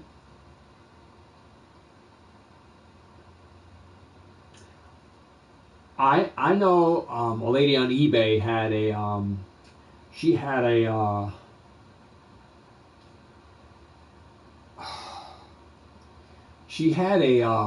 box, a box or a jar or something.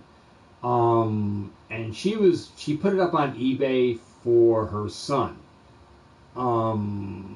Her son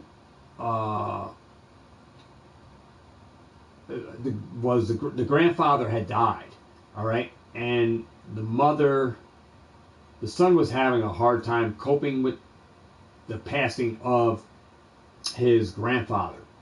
So the mother put up an auction for the grandfather's spirit or something in a box or something to try to help the son deal with the passing of his grandfather. And the proceeds from that auction was to help her son. And I seen people doing auctions on it. That was the only auction I saw. I haven't searched eBay for any kind of other weird stuff, but that was on there. She explained in the description about the passing of her father, the son's grandfather, and why she was putting the spirit or something in a box, the grandfather's spirit in a box, was to help her son deal with the coping of the passing of his grandfather, which the son was having a trouble with. And she was explaining in the description what you were buying and all of this stuff. And it was kind of a weird auction. It was the only auction I ever seen. I haven't searched out any other weird auctions like that where people were selling a spirit in a box or something like that, in a jar, rather. But it was something that I came across on eBay. Somebody was trying to sell as a spirit, the grandfather's spirit in a jar, and the proceeds were going to go to help her son who was dealing with the death of his grandfather. So weird stuff go up on eBay, but I believe spirits could get trapped, between moving on, they can get trapped in I'm not going to say in time, but they can be trapped in a house, maybe in a certain field. I believe that a spirit can get trapped because spirits still move to this day, in and out. So now they could be evil spirits or good spirits. It's hard because I never I can't even say if I ever had experience, because I could have had experience with a spirit, right? But how do we know what a spirit looks like? Is it clear? Is it white? Does it have color? How do we know, right? So how do I know? I could have had a experience with a spirit, right? That came in the form of this being, right? It's hard to like kind of explain. But they say your body the body weighs less when you die, because the spirit is leaving the body. So your body weighs less, that many ounces or whatever it is that a spirit weighs in your body is that much less. I heard this from several people, that the body weighs less when you die. So something is missing. So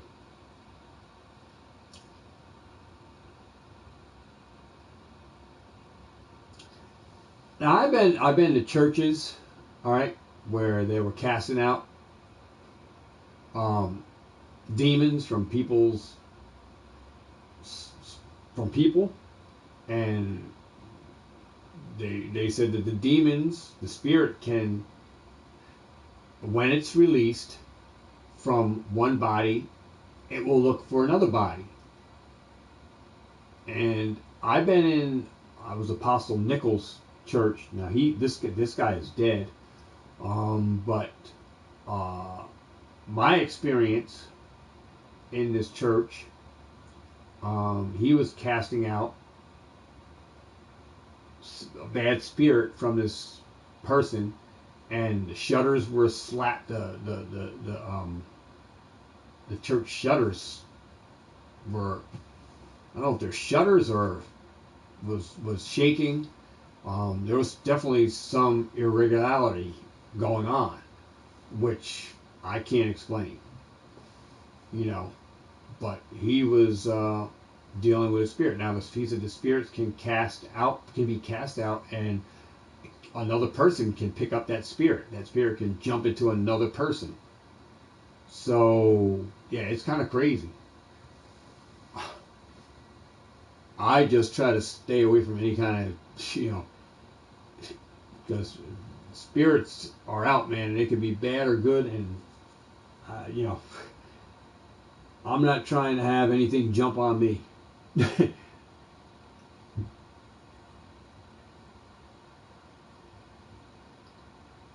got to be careful who you're around, and yeah, I believe the spirits can get trapped. And I'm not saying trapped in time, just trapped in certain areas. And how you go about freeing them, I don't know all of that stuff, but I believe you can get trapped. Somewhere, somehow you got trapped. You're stuck there, and how you get free, I'm not the one to talk about how you free a spirit from a house or a certain area of the world, wherever they're stuck at, in a field, at a cemetery, or wherever. I just don't know how you free a spirit from somewhere that is trapped, but that's for somebody else to deal with. I just don't want to have no play in that.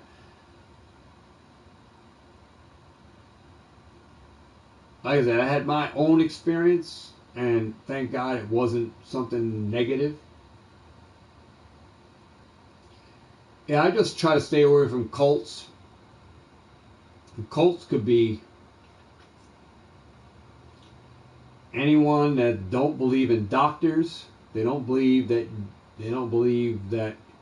you should be going to doctors and stuff to get to get medical help or seek medical help.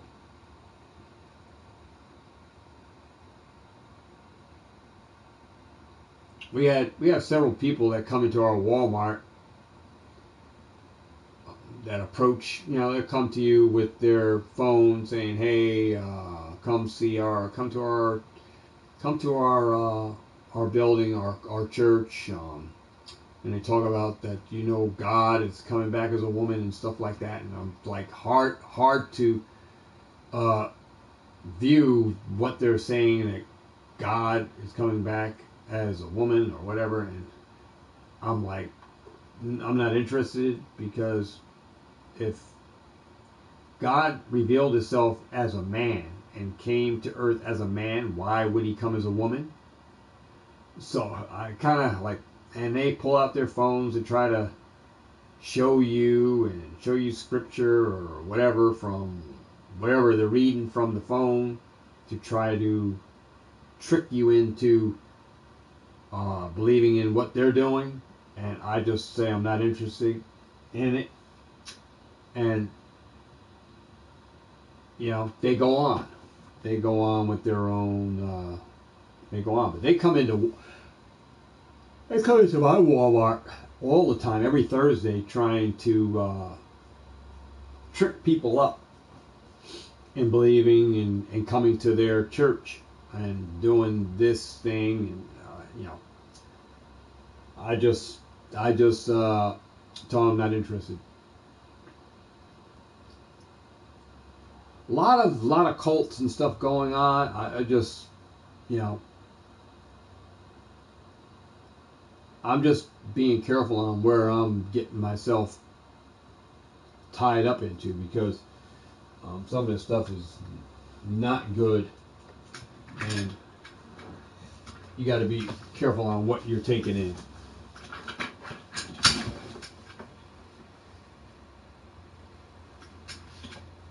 And they send beautiful women in to talk to you, and they'll send guys in dressed in nice suits and everything to talk to you, and they'll come in pairs, like in case one makes a mistake, the other one will try to back up. I mean, I've seen them. They come in pairs, they come in triplets, they work in a team to trip you up.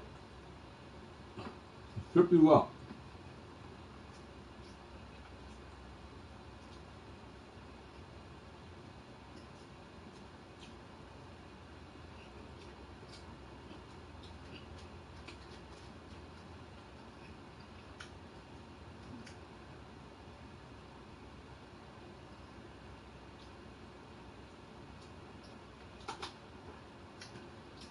Gotta be careful. That's for sure.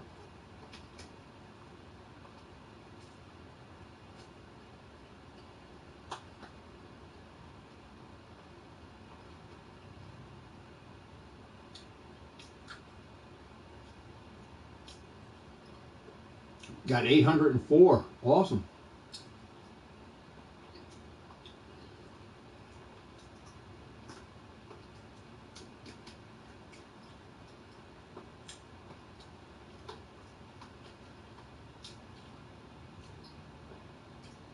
Keep plugging away. Twitch is having a tough time with gaming, with people doing streams on Twitch.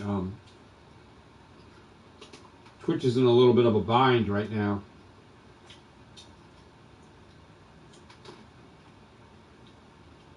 YouTube, there's a problem with views.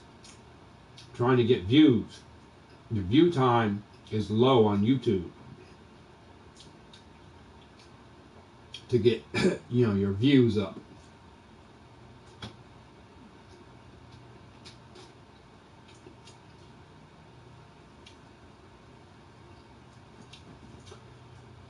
Yeah, but just watch out for that burn, man. Don't burn yourself out.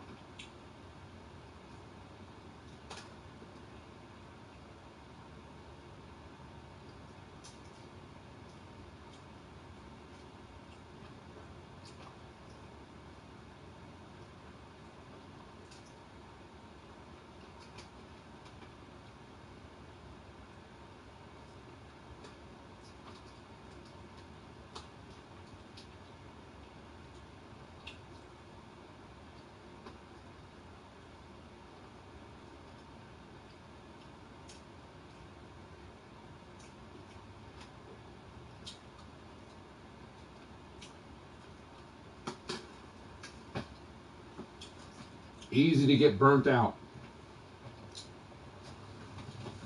trying to do too much.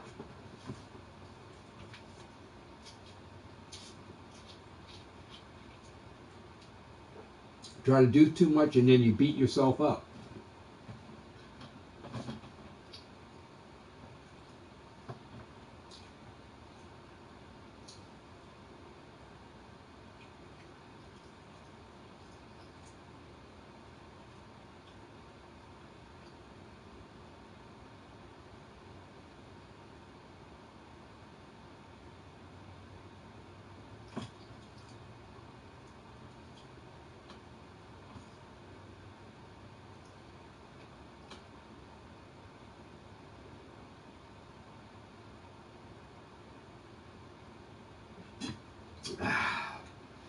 Holy cow.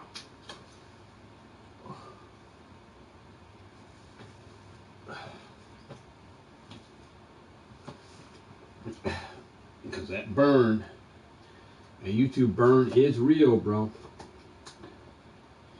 Everyone who tells you about it, it's true. Have you you watched TCG Funhouse?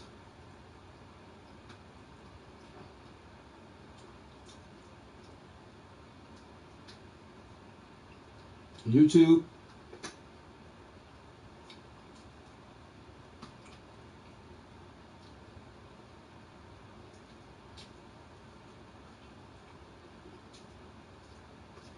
Or Next Level Gaming or something? Next Level? TCG? That's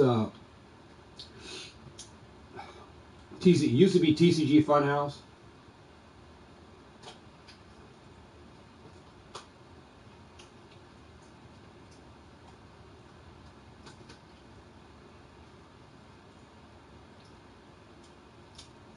Yeah, I haven't seen him posting any videos.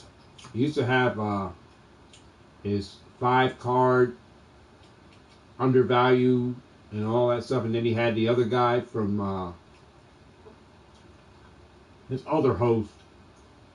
I haven't seen any videos in a while. It's been, I believe, 2 or 3 months. No content from him. I was kind of like wondering what was going on.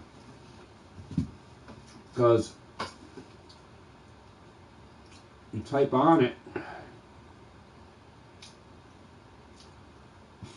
like even, I'm gonna see if I'm gonna hit it up and see if anything comes up.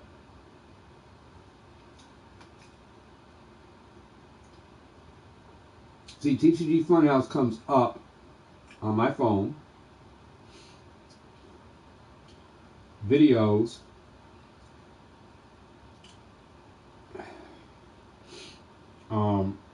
2 months ago. Yeah, 2 months.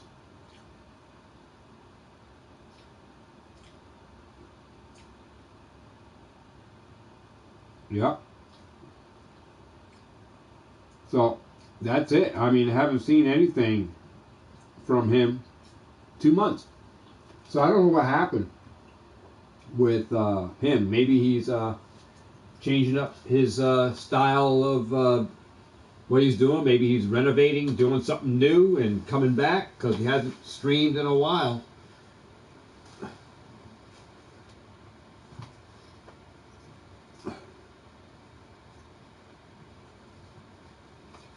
I would think that they would tell you that they're going to take a break. Why would they just all of a sudden stop without like letting you know? Say, hey, all right, guys, you know, stay tuned to the channel anyway. You know, watch some older videos. We're going to take a break and we'll be back in August or whatever. You got nothing, so you don't know when these guys are coming back in. So he was one that I see was gone. Abides Pokemon usually comes on and they give content from time to time, but I seen him come on and do a short. But that was nothing. That was just a little something. And then, who else?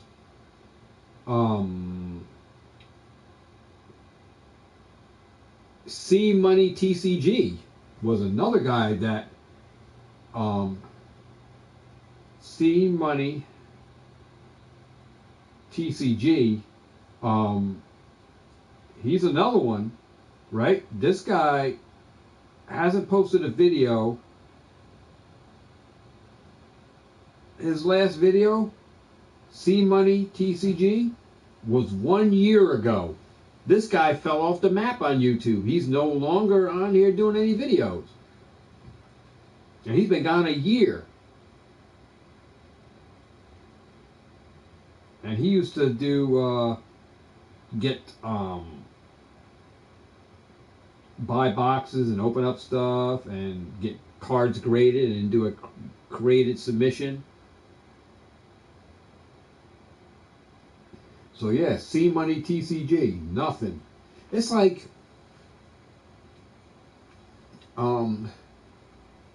what I see now is a lot of people who are investing in Pokemon, a lot of channels that never did it are now talking about investing in Pokemon and all that stuff. They're changing their game up as well to include investing in their videos. So it's like everybody's moving into the investing of the Pokemon. So, that's what I see. Or they're leaving the platform. And then they'll jump back in at another time when it's valuable. Viable. I mean, when something awesome is going on, like you'll see people start to come back into the channels, back into YouTube when 151 comes out. Then you see more channels that you didn't see. You see them all back on again. Like all of a sudden they're back in the grind. Here, we're back, guys. We took a break, but we're back in it because 151 came out. So now there's another explosion on the TCG market. Everybody's back in it now that was gone since Scarlet Violet came out. You know what I mean? They left, and all of a sudden they're back in when 151 comes in. So this is what I see. People leave and then jump back in at certain points of the game, and they're not in it all the way. They kind of like are in it for the grind for whatever they can make, and then they leave, and then they come back when it's profitable again or whatever. That's what I see going on. I mean, I don't know if you see the same thing, Baby Charmander.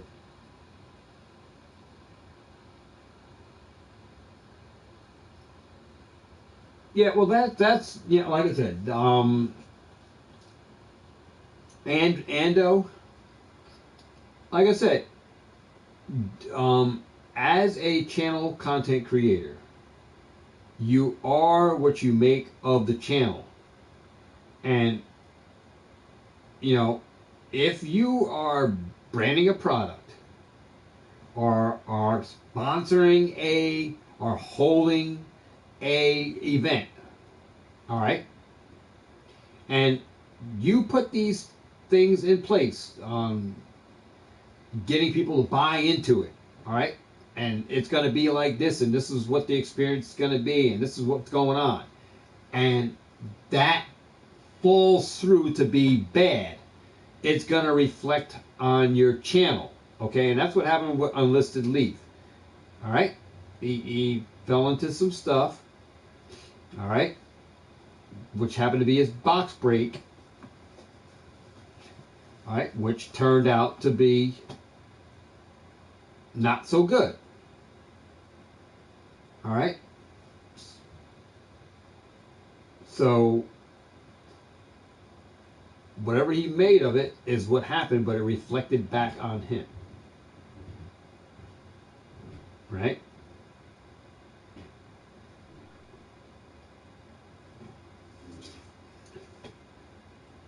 So there was some repercussions that he had to take. All right. That people held him to a certain standard on his breaks where,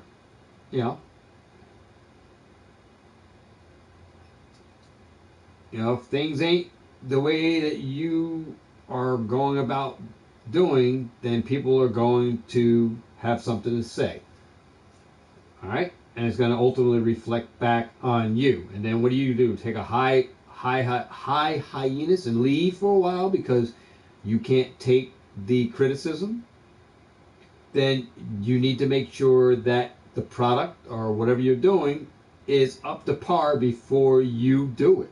Make sure that it is what it is and not something else, so people don't have that misinterpretation of getting something that really isn't what they wanted, right? Like I said, you got to be very careful in this community on who you deal with, who you have sponsoring your or going in business with to brand you and stuff like that. Be very, very, very careful. And like I said, I'm putting those precautions out. I'm trying to be careful. I'm having an open mind about things. I'm just taking my time.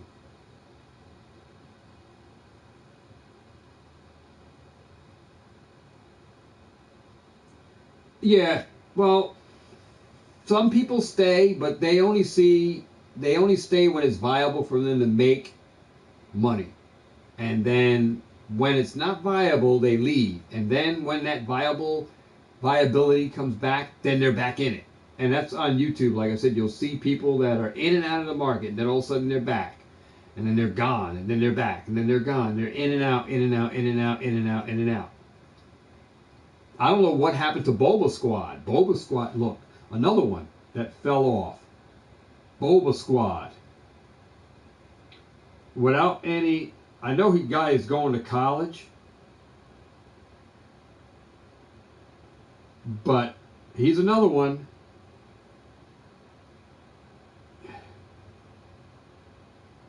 $2,992 subscribers. Last video that came out was 5 months ago. Can you be successful like Rudy and SM Pratt? That was the last video that came out, and that's it. I haven't heard any videos anymore about the spider system that he was doing, about the investing into cards and anything like that. Granted, I know he was going to college, but like fell off the radar. Another one that was in with this investing and then gone, and then maybe come back in a year, or he'll be back, you know. When 151 comes out, he might come back in here.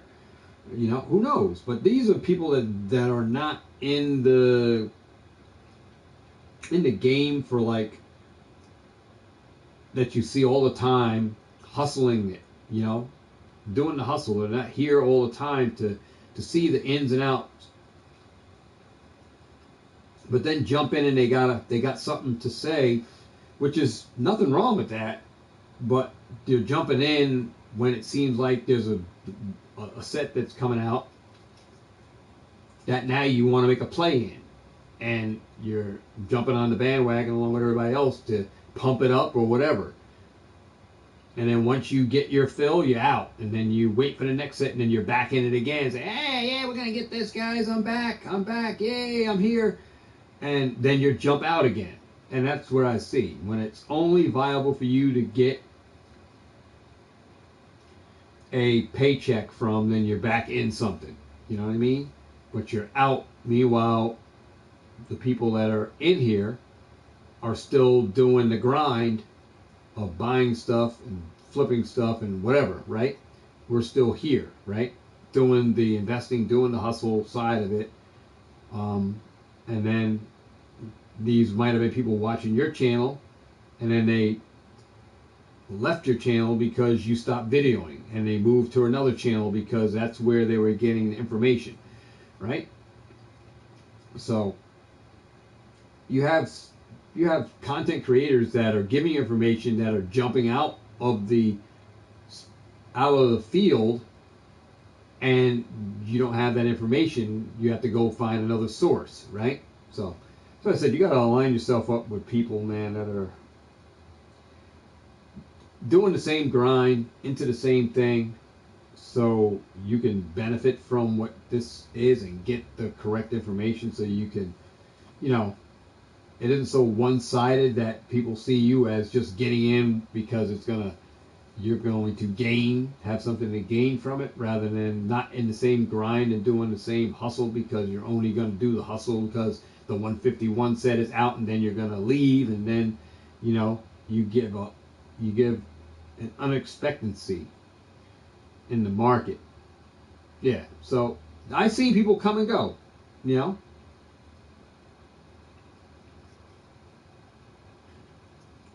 And that's what I see. That's why I was naming some people that I don't see anymore that I was watching. I'm actually subscribed to Bulba Squad. I'm subscribed. My thing is on here. I'm subscribed. Subscribe to TC Money, C Money TCG. No longer. You know, no longer.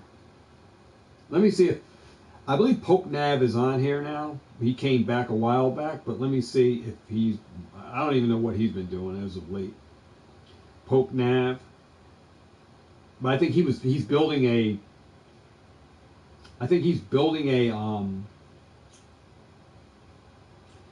trying to build a store or something, showing you how to build a TCG store. Yeah, 6 weeks. So he's been kind of active here. 4 weeks ago was his last video. 5 Pokemon Center products you should look to pick up. That was 4 weeks ago. So he hasn't been like consistently giving information. So his last video was 4 weeks ago. So that was, and the one prior to that was a month ago. So he's not really consistent either. He's not giving you like a daily video every week or every 2 days or whatever it is. He's not consistent. He's giving you a video 4 weeks ago and may give you another video another week from now, and then wait 5 months and give you another one. So it's not really consistent. So that's what I see, a lot of inconsistency with some channels. And I'm subscribed to him as well, Pokenav, because I thought his channel was awesome when I was watching it when he first came on the scene. But then he left for a while, and I still stayed subscribed. Then when he came back, he rekindled a fire with me. I thought that we were going to see some more interesting stuff. So a lot of the channels, man, that, like I said, that I named there, no longer doing anything really. So people fell off. Fell out of the market. So, you know, it kind of leaves you guys dry for sources.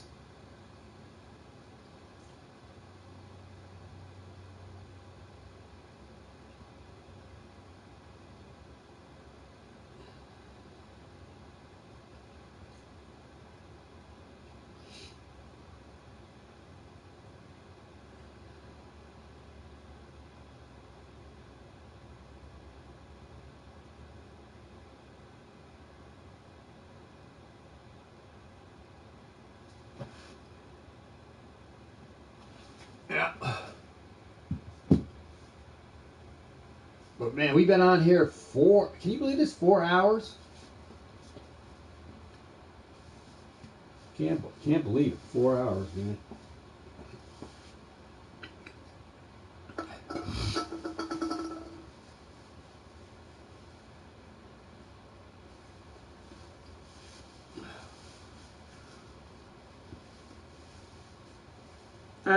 You know, like I said, you gotta love what you do to enjoy it.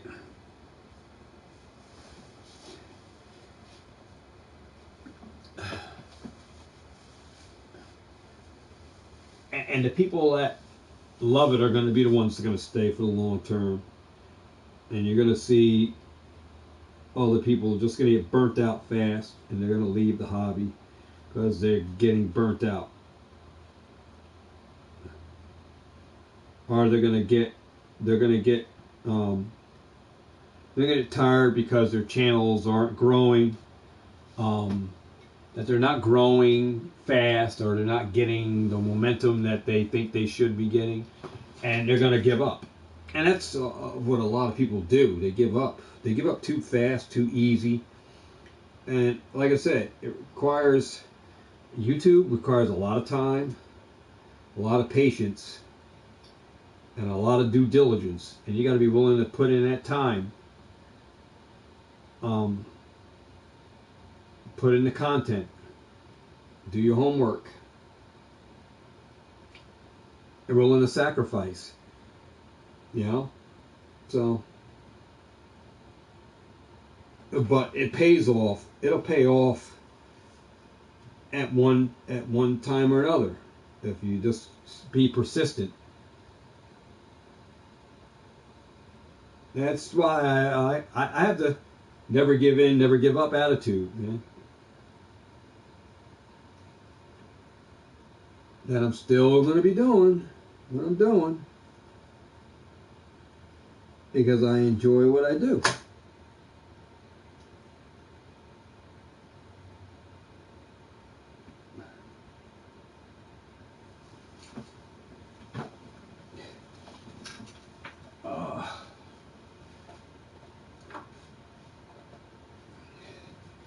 Like I said, I can't believe how late it is, man.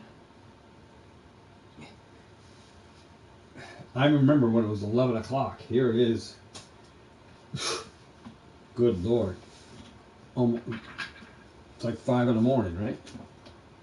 I'm going on 6 in the morning. Crazy.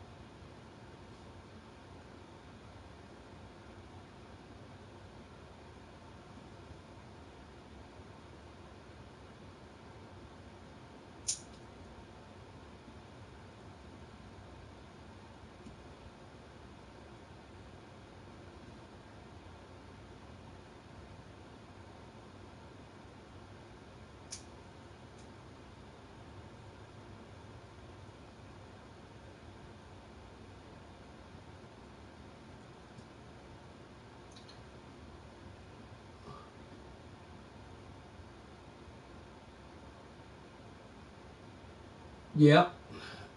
Yeah.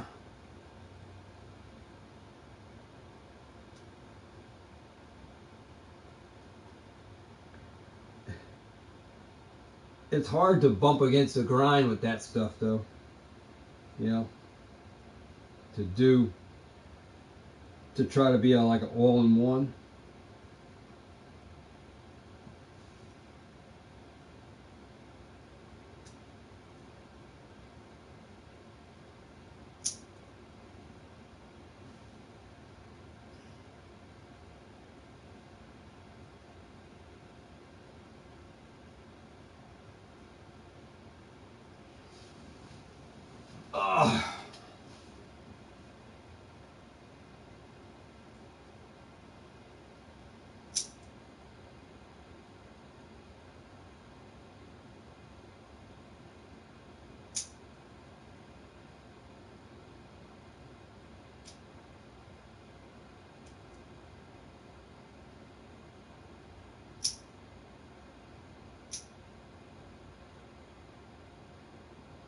Yeah.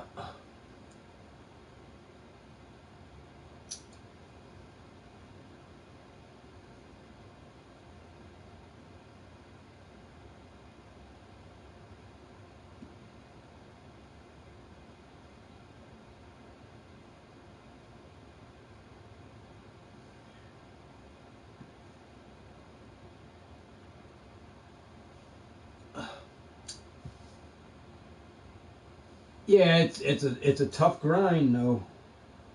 It's a tough grind.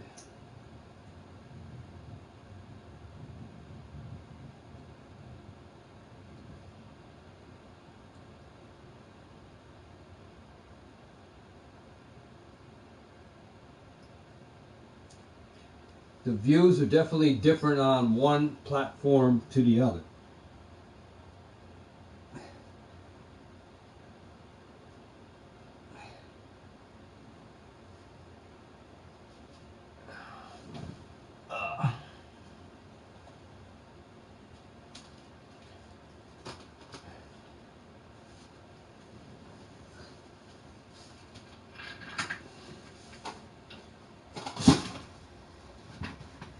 but it does show your talent, like you're doing, you're multitasking, right? It does show that.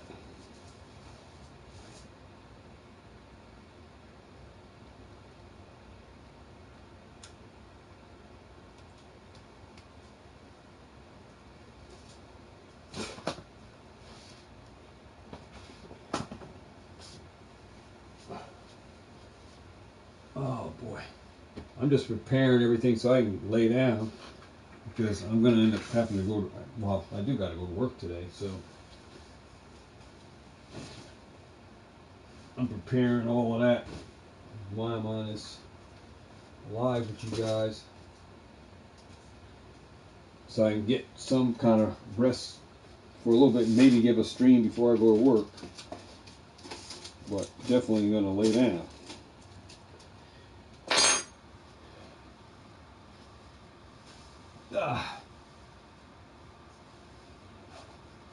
Crazy. Crazy.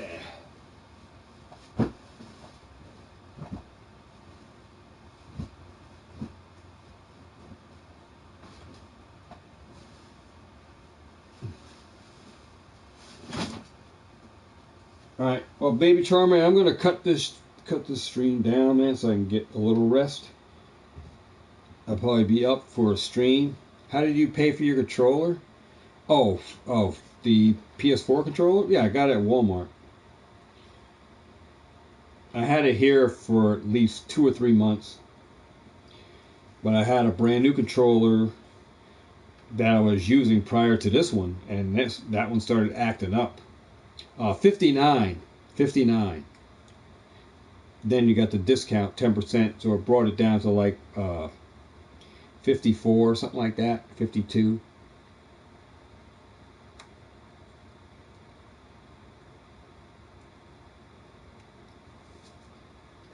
I just get the black ones because the colored ones are $69. Too expensive for a color. I don't need any color. I just need a regular. I need a controller. That's it. I don't care about the color.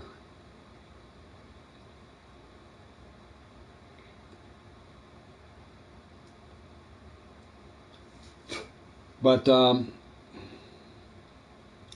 yeah, maybe I'll stream a little bit before I go to work. I got to be to work by 2. So maybe I'll stream something, we'll see. But I'm gonna lay down for a bit because it is a work day and it is already daylight, so time is already ticking. So at least if I get up by 11, I'm good. So I can get 4 hours, 5 hours of sleep, and then I'm up, and then it'll be work by 2. I'll be good. But other than that, I want to thank everybody for stopping by, checking the channel out. Like I said, I'll try to put this on a playlist if I'm able to. Hopefully we don't have any copyright, but if you got a copyright, it's only you guys that saw it on a live that it is what it is. Got in a game with randoms and we went to round 255. Oh, kind of neat. That stuff does not happen all the time where you can get into a game with a random. That, yeah, this happens. So it's kind of like fortunate for me that it did. Kind of neat that you guys got it on a live, the ones that attended. So that's it. I want to say thanks. Consider subscribing to the channel if you do. You like all gaming content and Pokemon related content and advice for investing in Pokemon sealed product and buying into future products of Pokemon. Alright, then you're on the right channel. That said, I want to say thanks to everybody who stopped by. Hit the like button for me before you leave out, or if you're watching the video later on, you smack the like button for me. Share out this video to help it get out there on the algorithm, help this channel to get out there and seen by other people other than yourselves. And I just want to say thanks to everybody for stopping by tonight, this morning, wherever you're watching in the world. And I want to say thanks to everybody. Till then, man, this is Pokemart TCG. The Gamesmen signing off. Thanks for watching, and I'll see you guys in the next video. Peace.